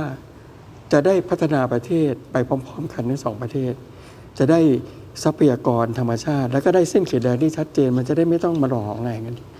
เราปล่อยให้เขาเป็นอย่างนี้ได้อย่างไรใครควรจะรับผิดชอบซึ่งไฟล์ลับโคตรลับที่อาจารย์เทพมนตรีพูดมีจริงๆมีจริงๆอันนี้ผมไม่ยืนยันว่ามีจริงหรือไม่จริงอาจารย์เทพมนตรียืนยันว่ามีจริงท่านพลเอกนิพัฒน์อยู่กับผมว่าเราไม่ยืนยันว่ามีจริงไม่จริงแต่อาจารย์เทพมนตรียืนยันว่ามีจริงเอาละสรุปง่ายๆคือผมพยายามจะทำให้เรื่องซับซ้อนเข้าใจแบบง่ายๆความหมายที่อาจารย์เทพมนตรีกำลังจะบอกว่ามันมีเอกสารลับบางอย่างที่มันอาจจะคลายปริศนาออกมาว่าทำไมทั้ง MOU 4443มันลากยาวจนมาถึงวันนี้แล้วมันดูเหมือนไม่ตัว MOU เนี่ย44เนี่ยมันมีเอกสาร2ตัวนี้ด้วยเขียนเลยชัดเจนเขียนว่าอะไรทีนะอีกทีนึงเอกสารตัวนี้ให้ตระหนักถึงการประชุมที่ชะอำและเสียมราชตัว MOU เลยที่เราเผยแพร่กันโดยทั่วไปใช่แต่เวลาเราขอมาดูอาจารย์ก็เลยอยากรู้ไอ้ที่บอกว่าให้ตระหนักถึงการประชุมที่ชะอำกับใช่รายงานการประชุมคืออะไรใช่รายงานการประชุมเขาบอกเป็นโคตรลับเลยก็มันอยู่หน้าปกมันอยู่ตรง MOU 44เลยที่เราอ่านกันเนี่ยผู้สื่อข่าวก็มีหมดทุกอย่างไหนเสิร์ชดิดูสิครับทีมงานโบ ทีมนักสืบของเราอยู่แล้วผมไม่ใช่จะเมคเอกสารผมเห็นตรงเรื่องนี้โอเคโอ้โหคุณทิมผมต้องชมอาจารย์แกนะแกพูดฉาดฉานมากนะตรงเนี้ยขณะเนี้ยนะพูดจาวกวนแต่ฉาดฉาน เอาอย่างนี้เอาเป็นว่าคุณผู้ชมครับ จากที่เรากำลังคุยกันอยู่นะฮะจากเรื่องของเขาพระวิหารจนมาถึง MOU 44นะครับที่เรายกเลิกไปแล้วใช้อันคลอสนะฮะแม้แต่ทางด้านของฝั่งด้านของกัมพูชาเองก็บอกโอเคเสียใจนะที่ยกเลิก MOU 44แต่เอาละเราไปใช้อังคลอสกันทั้งที่อังคลอสเนี่ยถ้าใช้จริงๆตามกฎเกณฑ์จริงๆเนี่ยทางด้านของกัมพูชาเนี่ยจะเสียพื้นที่ที่เขาอ้างมาโดยตลอดว่าเป็นของเขาเนี่ยหายไปเกือบหมดเลยนะครับแล้วมาใช้เส้นที่ใกล้เคียงกับของเราถ้าใช้อังคลอสก็เลยเกิดคำถามแบบคนธรรมดาคนหนึ่งว่าแล้วเขาจะยอมเสียขนาดนั้นเพราะอะไรหรือว่าเขามีบางอย่างซ่อนเร้นอยู่ ที่จะเป็นผลประโยชน์มากกว่าธรรมชาติของมนุษย์ถูกต้องไหมฮะถ้าเราจะต้องเสียขนาดเนี้ยเราก็ต้องเวทแล้วว่าเฮ้ยเราอาจจะต้องได้อะไรมากกว่าคืนมาถูกต้องไหมฮะท่านพลเอกนิพัฒน์อันนั้นผมก็เลยตั้งคำถามแบบง่ายๆ แบบอย่างนี้ง่ายๆเลยแต่ท่านนายกก็ยังยืนยันนะครับว่าสุดท้ายเนี่ยอังคลอสเราจะไม่เสียอะไรเลยถูกต้องไหมฮะท่านนายกก็ยืนยันแบบนี้ว่ามันเป็นกฎเกณฑ์เดียวกันแต่ในเวลาเดียวกันก็เกิดคำถามเหมือนกันว่าที่ท่านจะไปฟิลิปปินส์พรุ่งนี้นะครับที่ประชุมอาเซียนซัมมิตถูกต้องไหมครับนักข่าวก็ถามนะว่าที่ไปประชุมที่ฟิลิปปินส์เนี่ยจะมีการพูดคุยกับกัมพูชาเรื่อง MOU 44 หรือว่าอังคลอสเพิ่มเติมหรือไม่อย่างไรท่านนายกตอบว่าอย่างไรฟังครับสำหรับประเทศไทย MOU 44 ไม่มีแล้วนายกครับไปประชุมอาเซียนฟิลิปปินส์จะได้เจอกับนายกกัมพูชาด้วยครับจะได้คุยกันเรื่องนี้ด้วยยังไงมันก็ต้องได้เจอกันในวง panel discussion กันอยู่แล้วนะครับไม่มีปัญหาครับการเจรจาอย่างไรก็ตามไม่ใช่เจรจาการพบปะการหารือหรือจะมีอะไรก็ตามสิ่งที่ผมให้ความมั่นใจกับพี่น้องประชาชนคนไทยได้ก็คือ Thailand first นะครับจะไม่มีอะไรที่ประเทศไทยจะต้องสูญเสีย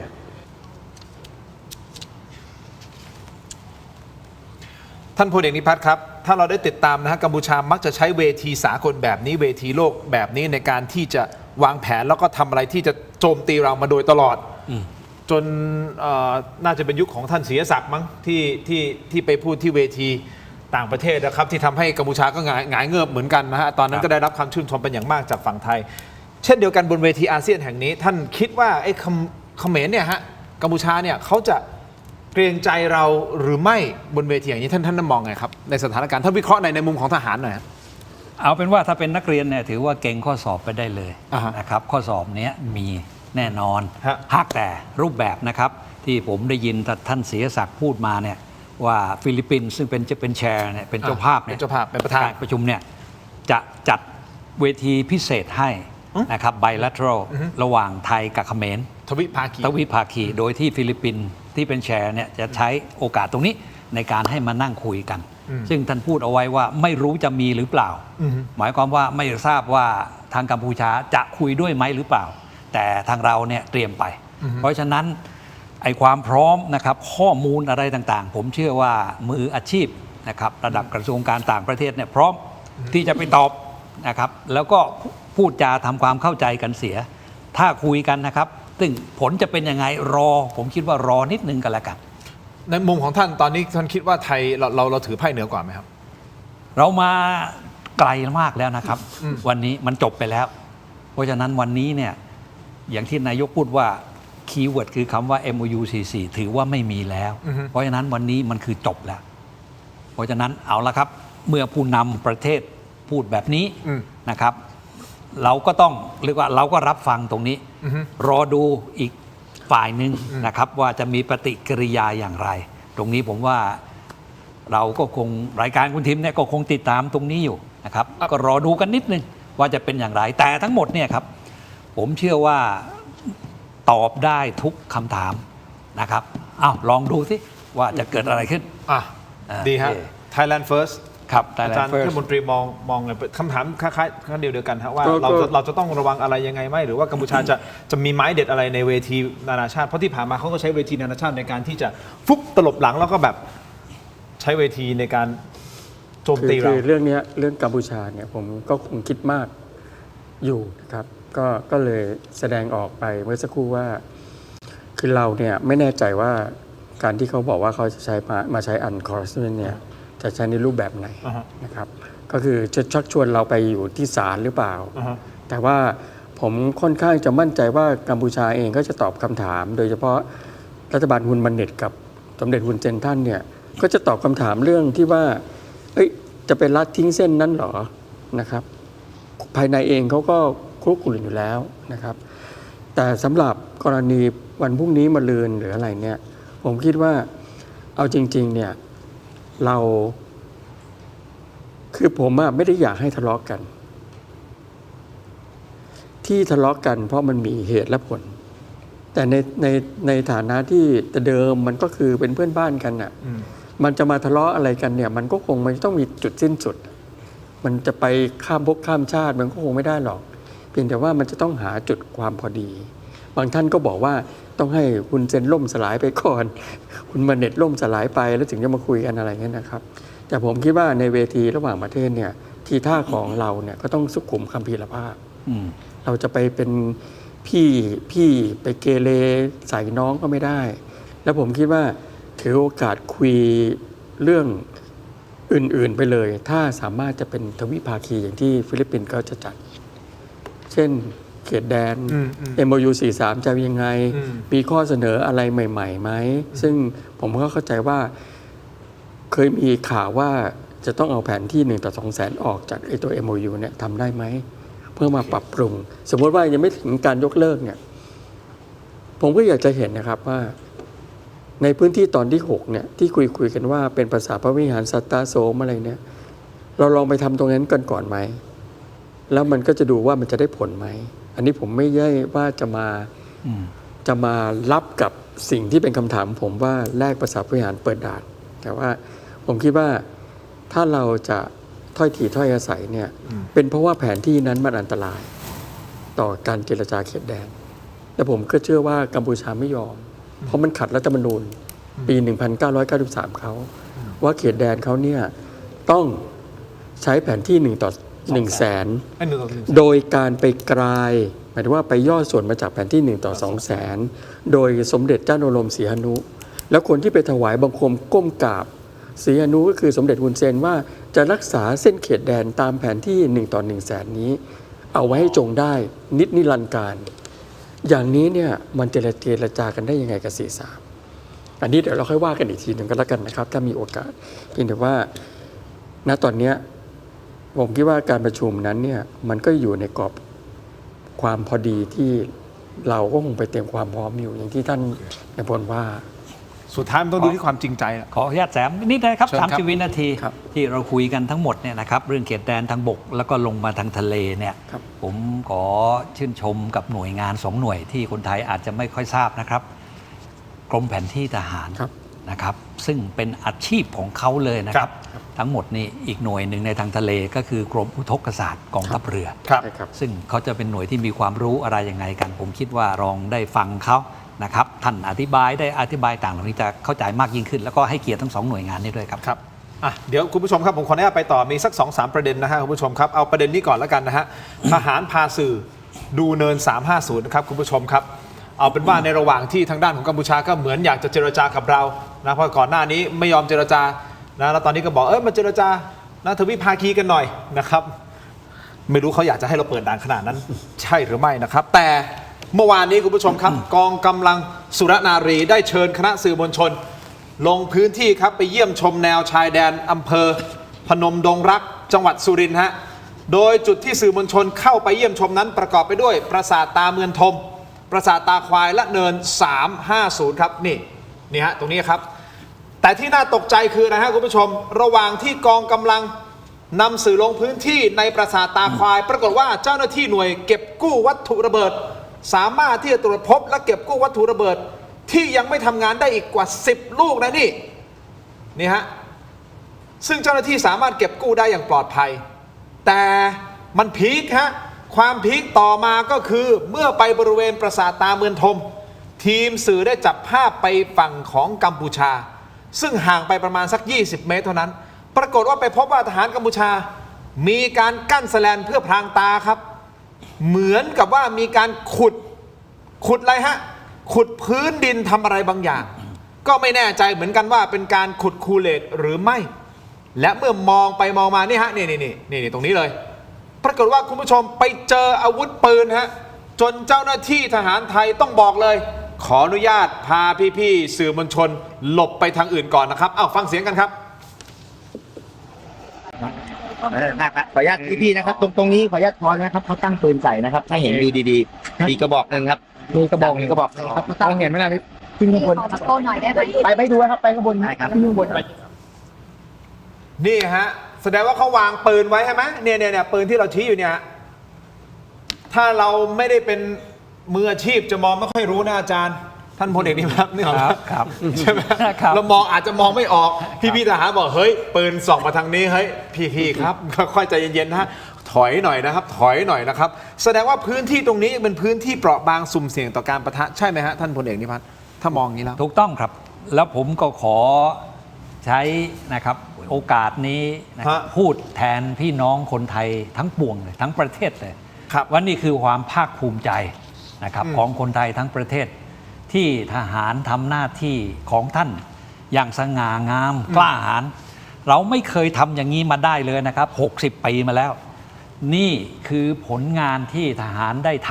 ำที่เรียกเรื่องของอธิปไตยบูรณภาพแห่งดินแดนกลับมา แล้วความเสี่ยงในทุกนาทีมันเกิดขึ้น และเขาก็รับความเสี่ยงตรงนี้ขอบคุณสื่อมวลชนด้วยที่ขึ้นไปโดยที่ทหารเป็นคนพาไป ท่านได้เห็นในสิ่งที่เราไม่เคยเห็นมาเลยนะครับ60 ปีในชีวิตผมก็ไม่เคยเห็น วันนี้คนไทยภาคภูมิใจในงานที่ท่านทำอยู่ แล้วทำต่อไปครับสำหรับสิ่งต่างๆเหล่านี้แล้วผมยังยืนยันพูดซ้ำเหมือนเป็นเสียงตกร่องว่าอะไรที่มันถูกต้องอะไรที่เป็นอธิปไตยของเรานะครับมีช่องทางอะไรทำครับทำต่อไปอย่าได้เกรงกลัวทั้งสิ้นเพราะว่าที่ผ่านมาแหมผมไม่อยากใช้คำนี้เลยนะครับเราอาจจะปล่อยปละละเลยนะครับวันนี้ท่านทำได้ตลอดแนวชายแดนเลยนะครับผมเชียร์ครับแล้วก็ขอบคุณรายการนี้ที่เอาคลิปนี้มาเปิดด้วยปืนอันนั้นน่ะเขาเห็นตั้งไว้จริงๆนะครับมองถ้ามืออาชีพหน่อยน้องๆพลทหารใน10เนี่ยเขามองปุ๊บเนี่ยเขารู้เลยเขาจะบอกให้ถอยนะครับขอบคุณฮะแสดงว่าเขาก็ยังไม่ยุติหมายถึงว่าเขาก็ยังแบบพยายามที่จะพร้อมหาเรื่องเราตลอดอ่ะไว้ใจไม่ได้แม้แต่นาทีเดียวนะครับชัดเจนอย่างนี้นะก่อนที่ไปที่อาจารย์เทพมนตรีผมขอไปอีกเรื่องหนึ่งนะฮะแอบขยับหลักเขตแดนคุณผู้ชมฮะมีสื่อไทยรายงานนะครับมีการไปพบหลักเขตแดนไทยถูกทำลายและถูกย้ายครับในพื้นที่ชายแดนจังหวัดสุรินทร์โดยเจ้าหน้าที่ได้มีการร่วมกันเดินลาดตระเวนนะคุณผู้ชมปรากฏว่าไปพบเขตแดนที่2ถูกทำลายนี่ฮะและถูกตัดนะครับแล้วก็เคลื่อนย้ายจากจุดเดิมเข้ามาฝั่งไทยครับแต่ไม่ทราบจุดเดิมที่ชัดเจนนะครับโดยพบบริเวณทางเดินด้านหลังหลักเขตแดนเพียงไม่กี่เมตรเป็นทางเดินลาดตระเวนเก่าของทหารกัมพูชาซึ่งปัจจุบันทหารไทยได้ทำการยึดคืนมาแล้วนี่ฮะคำถามก็คือว่านอกจากบริเวณนี้ยังมีบริเวณอื่นอีกหรือเปล่านะฮะที่ทหารกัมพูชาแอบลับรอบเนี่ยย้ายเขตแดนของเราเนี่ยฮะอาจารย์ไม่หยุดนะแสดงว่าเขาไม่หยุดใช่ไหมแล้วเราก็ต้องส่งทหารไทยลาดตระเวนตรงนี้ก็เกิดความเสี่ยงกันอีกใช่ไหมบางทีมันอาจจุดนิดจุดหน่อยปุ้มความจริงแล้วเขาละเมิด MOU ละเมิด MOU ตลอดเวลาแล้วก็ในคณะกรรมาธิการก็มองว่ามันก็เป็นข้อหนึ่งเหตุผลข้อหนึ่งที่เราควรจะต้องยกเลิกด้วยใน MOU 43เพราะว่าเขาก็ละเมิดเราแล้วเขาก็เอาระเบิดมาขุดคูเลตอะไรเงี้ยนะครับแล้วก็ไม่ทำตามเขาเรียกว่าไม่ทำตามความเป็นสุภาพบุรุษที่มีอารัมภบทใน MOU มีความมุ่งหมายว่าจะเป็นมิตรไมตรีต่อกันเขาก็ละเมิดในอารัมภบทด้วยคือเราก็ทนมาบางหน่วยก็บอกว่าต้อง600 กว่าครั้งอ่ะใช่ไหมฮะเรามีความอดทนมากเลยนะเราอดทนมากทีนี้ตัวหลักเขตแดนเนี่ยมันมีสถานะหลายสถานะมันคือสิ่งที่สอดรับกับสนธิสัญญา 1907 ที่เราปักหลักเอาไว้74 หลักเนี่ยนะครับแต่ว่าอีกนัยยะหนึ่งก็คือเป็นโบราณวัตถุใช่ไหมครับเพราะว่าของมันอายุ100 กว่าปีแล้วเพราะฉะนั้นเนี่ยตรงนี้มันเป็นหลักฐานสำคัญที่จะทำให้เส้นเขตแดนเราเนี่ยมันนิ่งมันเคยนิ่งไปแล้วแต่ว่าวันหนึ่งมันก็เกิดไม่นิ่งก็คงต้องผมเสริมได้ไหมครับเนี่ยอาจารย์เทพมนตรีก็ในฐานะที่เกาะติดเรื่องนี้อยู่นะครับสิ่งที่เห็นเนี่ยนี่คือของจริงนะครับตั้งแต่สมัย 1904 1907 100 กว่าปีมาแล้วนะครับที่ข้าหลวงแบร์นาร์ดขึ้นไปทำเนี่ยที่อาจารย์เทพมนตรีพูดเนี่ยเพราะฉะนั้นมันจะอยู่ในสภาพนี้ตลอดแนวชายแดน798 กิโลเมตรทั้งหมดมันมี74 หลักใช่ไหมครับข่าวดีนิดนึงนะครับเพื่อจะบอกให้คนไทยเข้าใจว่าเราเนี่ยได้ตกลงกรมแผนที่ทหารเนี่ยได้ขึ้นไปสำรวจกับเขมรมาแล้วนะครับตกลงเห็นชอบร่วมกันเนี่ย54หรือ45หลักในทั้งหมดเนี่ยเราไปชี้ด้วยกันนะครับไปยืนชี้ด้วยกันเนี่ยเห็นชอบว่าเฮ้ยตรงนี้ใช่เอาไรด้าวัดแล้วอะไรแล้วเนี่ยทั้งหมดเนี่ย45 หลัก เพราะฉะนั้นที่เหลือเนี่ยมันมีตั้งแต่ 29 หลัก 29 หลัก ครับ มีบางส่วนก็จมน้ำอยู่ เพราะว่าอยู่ที่คลองน้ำใสบ้างอะไรบ้าง ครับ เพราะฉะนั้นตรงนี้เนี่ยนี่คืองานถ้าจะพูดไปแล้วว่าถ้าจะทำต่อไปนะครับในเรื่องเขตแดน เรามาเกินครึ่งทางแล้วนะครับ ตรงนี้ แต่เขาไม่หยุดไง แต่ทีนี้เนี่ย มันยังมีภาพไม่หยุดเลยนะ ไอ้ขูดย้ายอะไรพวกเนี้ยนะครับ ทั้งวันทั้งคืนนะครับเนี่ย ไม่หยุดนะฮะ แล้วนี่ฮะ ล่าสุดมีคลิปเผยแพร่ทหารกัมพูชาเคลื่อนพลรถถังด้วยนะฮะ มีคลิปไม่เปิดเลย และยังมีคลิปที่ทหารกัมพูชาซ้อมยิงปืนคอด้วยนะครับเนี่ยฮะเนี่ยครับ อันนี้คือเขาแสดงความพร้อมในการที่จะพร้อมปะทะกับเราตลอดเลยใช่หรือไม่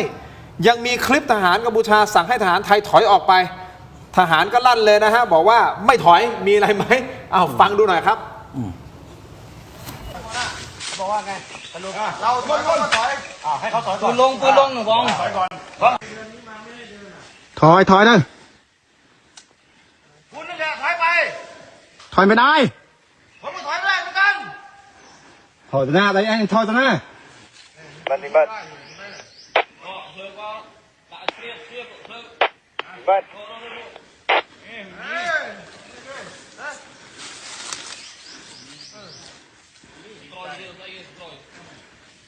ไทยจริงใจและแน่นอน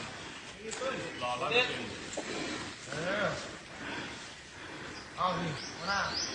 ถอยหน้าไปง่ายถอยมันถอยก็ลองมือได้เนี่ย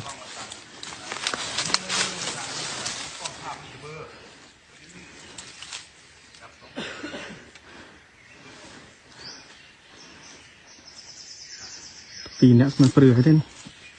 เหม็นเยอะปุ๊บปีกรอบมันมาเอาได้ครับแบบปีกระตัวเตียงเลยแล้วงอกเลย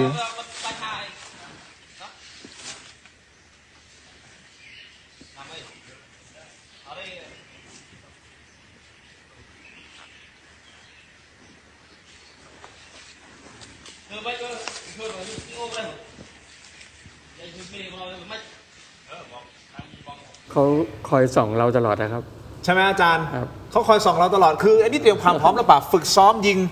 ปืนคอด้วยท่านพลเอกนิพัฒน์นี่คือแล้วความจริงใจอยู่ตรงไหน หรือว่าเล่นสองหน้า เรื่องความจริงใจลืมคำนี้ไปได้เลย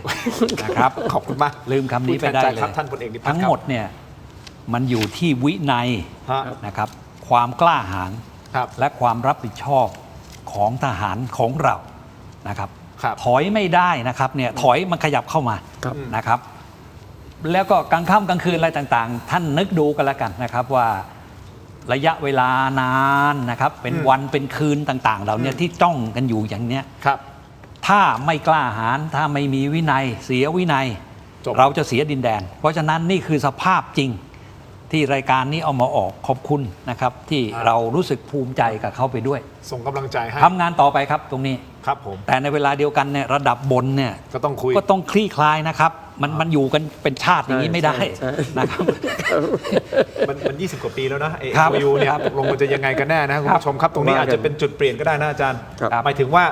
ครั้งเนี้ยอาจจะเป็นจุดเปลี่ยนของอะไรที่มันอาจจะดีขึ้นในอนาคตเราก็ต้องมอง อุบัติเหตุ โลก เนี่ยเกิดได้นะครับ ผมเรียนตรงๆ สิ่งที่เกิดขึ้นไม่ว่าในชายแดนด้านไหนนะครับ แล้วก็สงครามที่เกิดขึ้นทั่วโลกเนี่ยอารมณ์ครับ มันมีบางอารมณ์ที่มันทนไม่ไหวนะครับ มันเครียดมันด่าว่ากันไปมาแย่กันแรกๆก็แย่กระเซ้าเย้าแย่อยู่ไปอยู่มาชักเริ่มด่ากันใช่ไหมครับ แล้วก็มันหงุดหงิดเนี่ย ใส่กัน มันร้อนขึ้นมามันยิง พอลั่นปังเนี่ยมันลั่นตลอดแนว เรียบร้อยเลย เรียบร้อยนี่คือจุดเสี่ยงครับ จุดเสี่ยงที่เกิดขึ้นได้ เพราะฉะนั้นชื่นชมนะครับที่ท่าน ครับ อดทนมีวินัย ครับ กล้าหาญทำหน้าที่ของท่านตรงนี้ครับ เอาฮะนอกจากนี้คุณผู้ชมครับชาวกัมพูชามาป่วน Facebook ของคุณอนุทินด้วยนะฮะป่วนยังไงเดี๋ยวแป๊บหนึ่งนะฮะผมขออนุญาตมอบของให้แขกรับเชิญของเราทั้งสองท่านนะครับอาจารย์ครับท่านพลเอกครับ ครับครับ ท่านผู้ชมครับขอบคุณครับเม็ดอมซิงค์พลัสผลิตภัณฑ์ไมบาซินจากเกรเตอร์ฟาร์มานะครับมี3สูตรที่มีคุณประโยชน์จากวิตามินหลากหลายชนิดครับเม็ดอมซิงค์พลัสวิตามินซีและโคคิวเทนกลิ่นองุ่นมะนาวเม็ดอมซิงค์พลัสลูทีนและบิวเบอรี่กลิ่นแบล็คเคอร์เรนต์เม็ดอมซิงค์พลัสเบต้ากลูแคนกลิ่นสตรอเบอรี่นะครับซิงค์มีส่วนช่วยในการทำหน้าที่ของระบบภูมิคุ้มกันและกระบวนการต่อต้านอนุมูลอิสระถ้าเจ็บคอไอหรืออยากเสริมภูมิคุ้มกันนะครับเลือกไมบาซินจากเกรเตอร์ฟาร์มาหาซื้อได้ที่ร้านสะดวกซื้อและซุปเปอร์มาร์เก็ต รวมถึงร้านขายยาทั่วประเทศนะครับไมบาซินจากเกรเตอร์ฟาร์มาก้าวสู่60 ปีอย่างมั่นคงและยั่งยืนนะครับขอบคุณไมบาซินที่อยู่เคียงข้างถกไม่เถียงด้วยนะครับขอบคุณมากๆเลยนะครับไมบาซินต่อกันที่ยาดมสมุนไพรตรามังกรทองเนี่ยครับจากอ้วยอันโอสถนะครับขอบคุณครับมอบให้กับทั้งสองท่านเลยนะครับ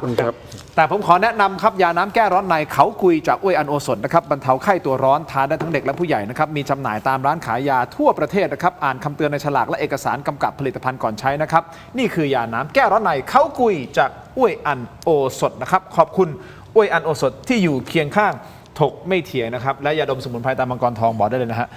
ถ้าอาจารย์ปวดหัวตอนนี้ สามารถดมได้นะฮะแต่ถ้ามีไข้นะฮะนี่ฮะตัวร้อนนี่ฮะยาแก้ร้อนในนะฮะตัวร้อนนี่เขาคุยเลยนะครับขอบคุณมากๆนะครับ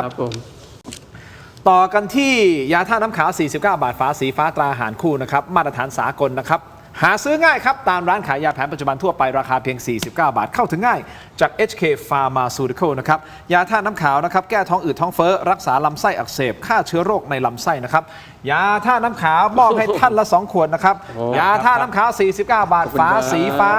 ตราห่านคู่ขอบคุณนะครับห่านคู่ที่อยู่เคียงข้างถกไม่เถียงนะครับยาท่าน้ำขาวนะครับขอบคุณมากๆเลยครับต่อกันที่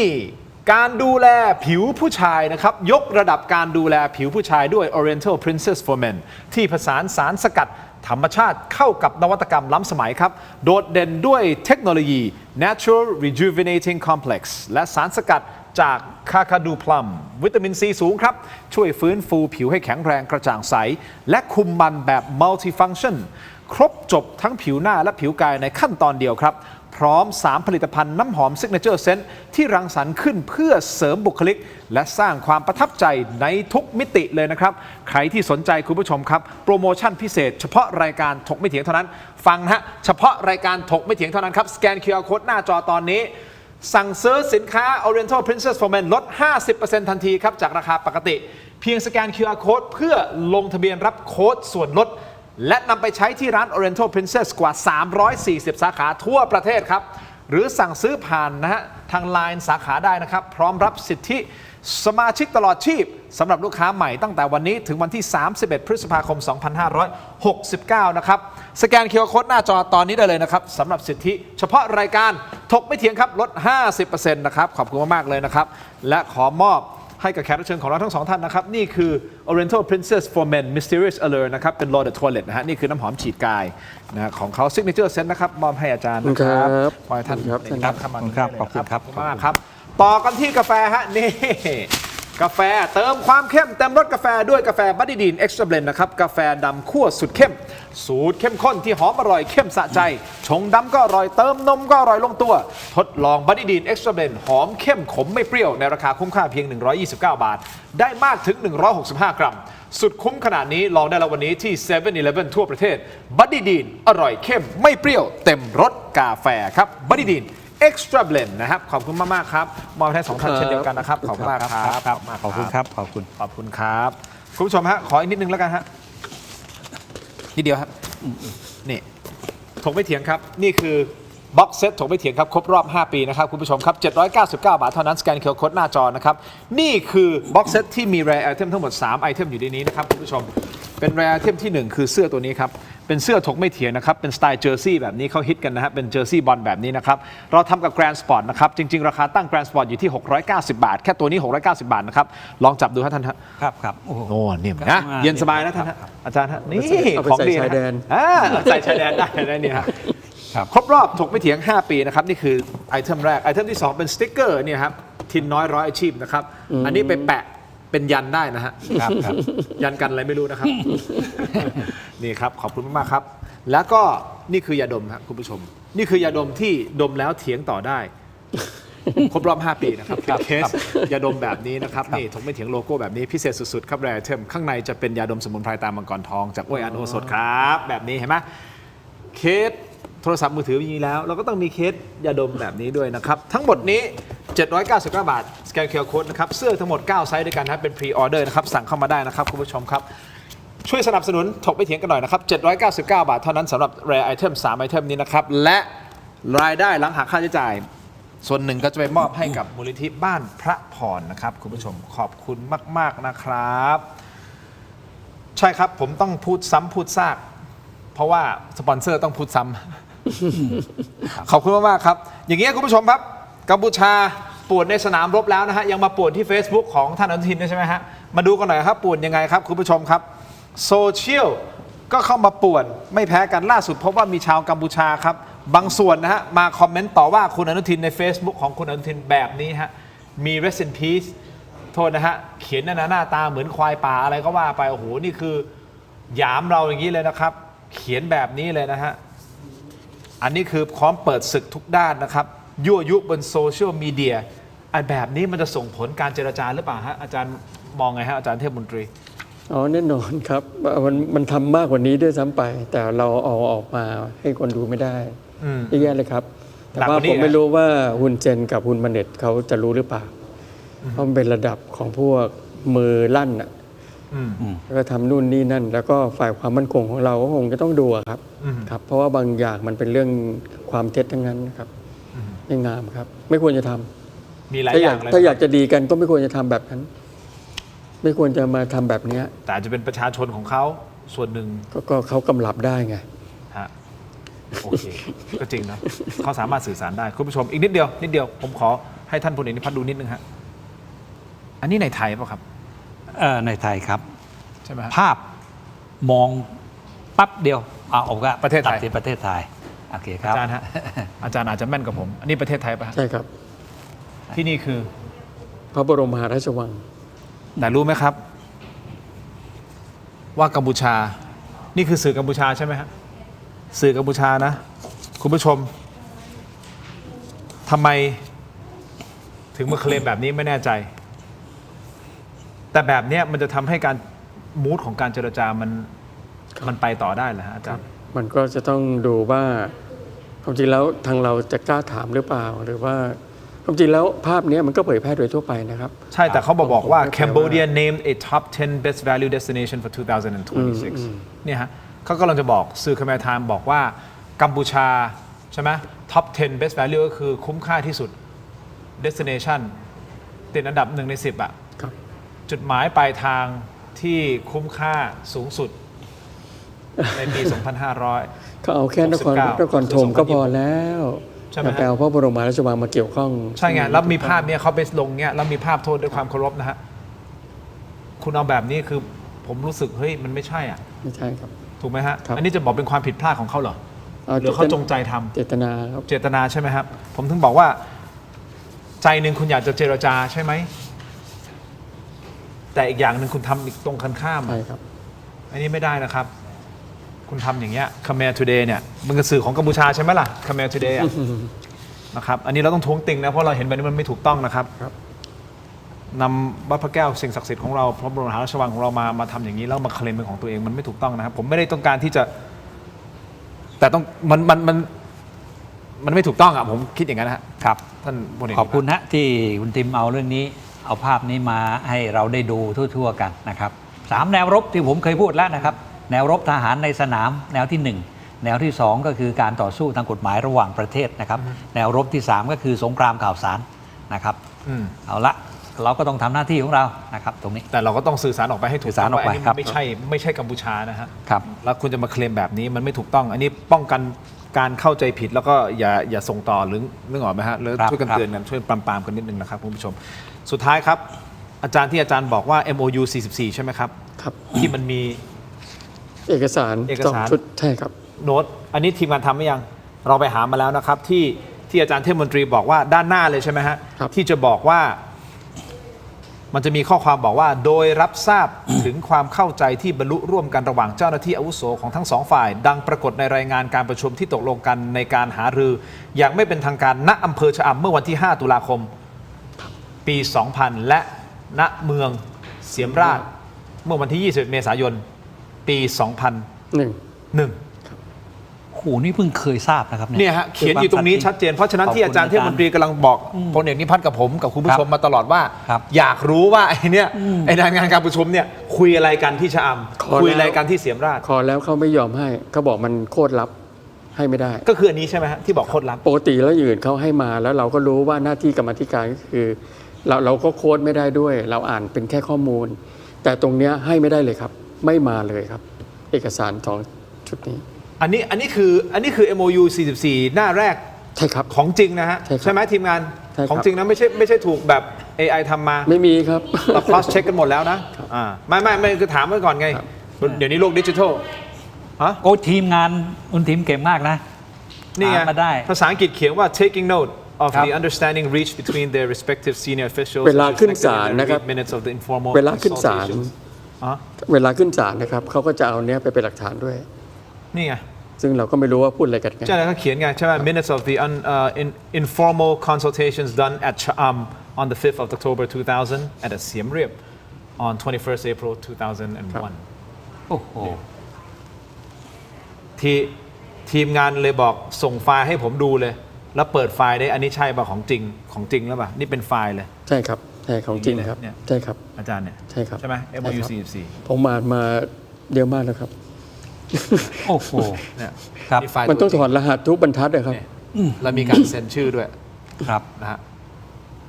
เราก็อ่านผ่านๆนะครับ ไม่ได้นึกว่ามันจะมีไอตัวคอนเทนต์ที่ซ่อนไว้ข้างในอีก ใช่ ที ครับ หนึง เราก็กลัว คุณทิม ว่า ครับ ทำไมเพิ่งเชิญอาจารย์ก็มาครับ น่าจะเชิญแกมาตั้งนานแล้ว ไม่เป็นไรครับ เดี๋ยว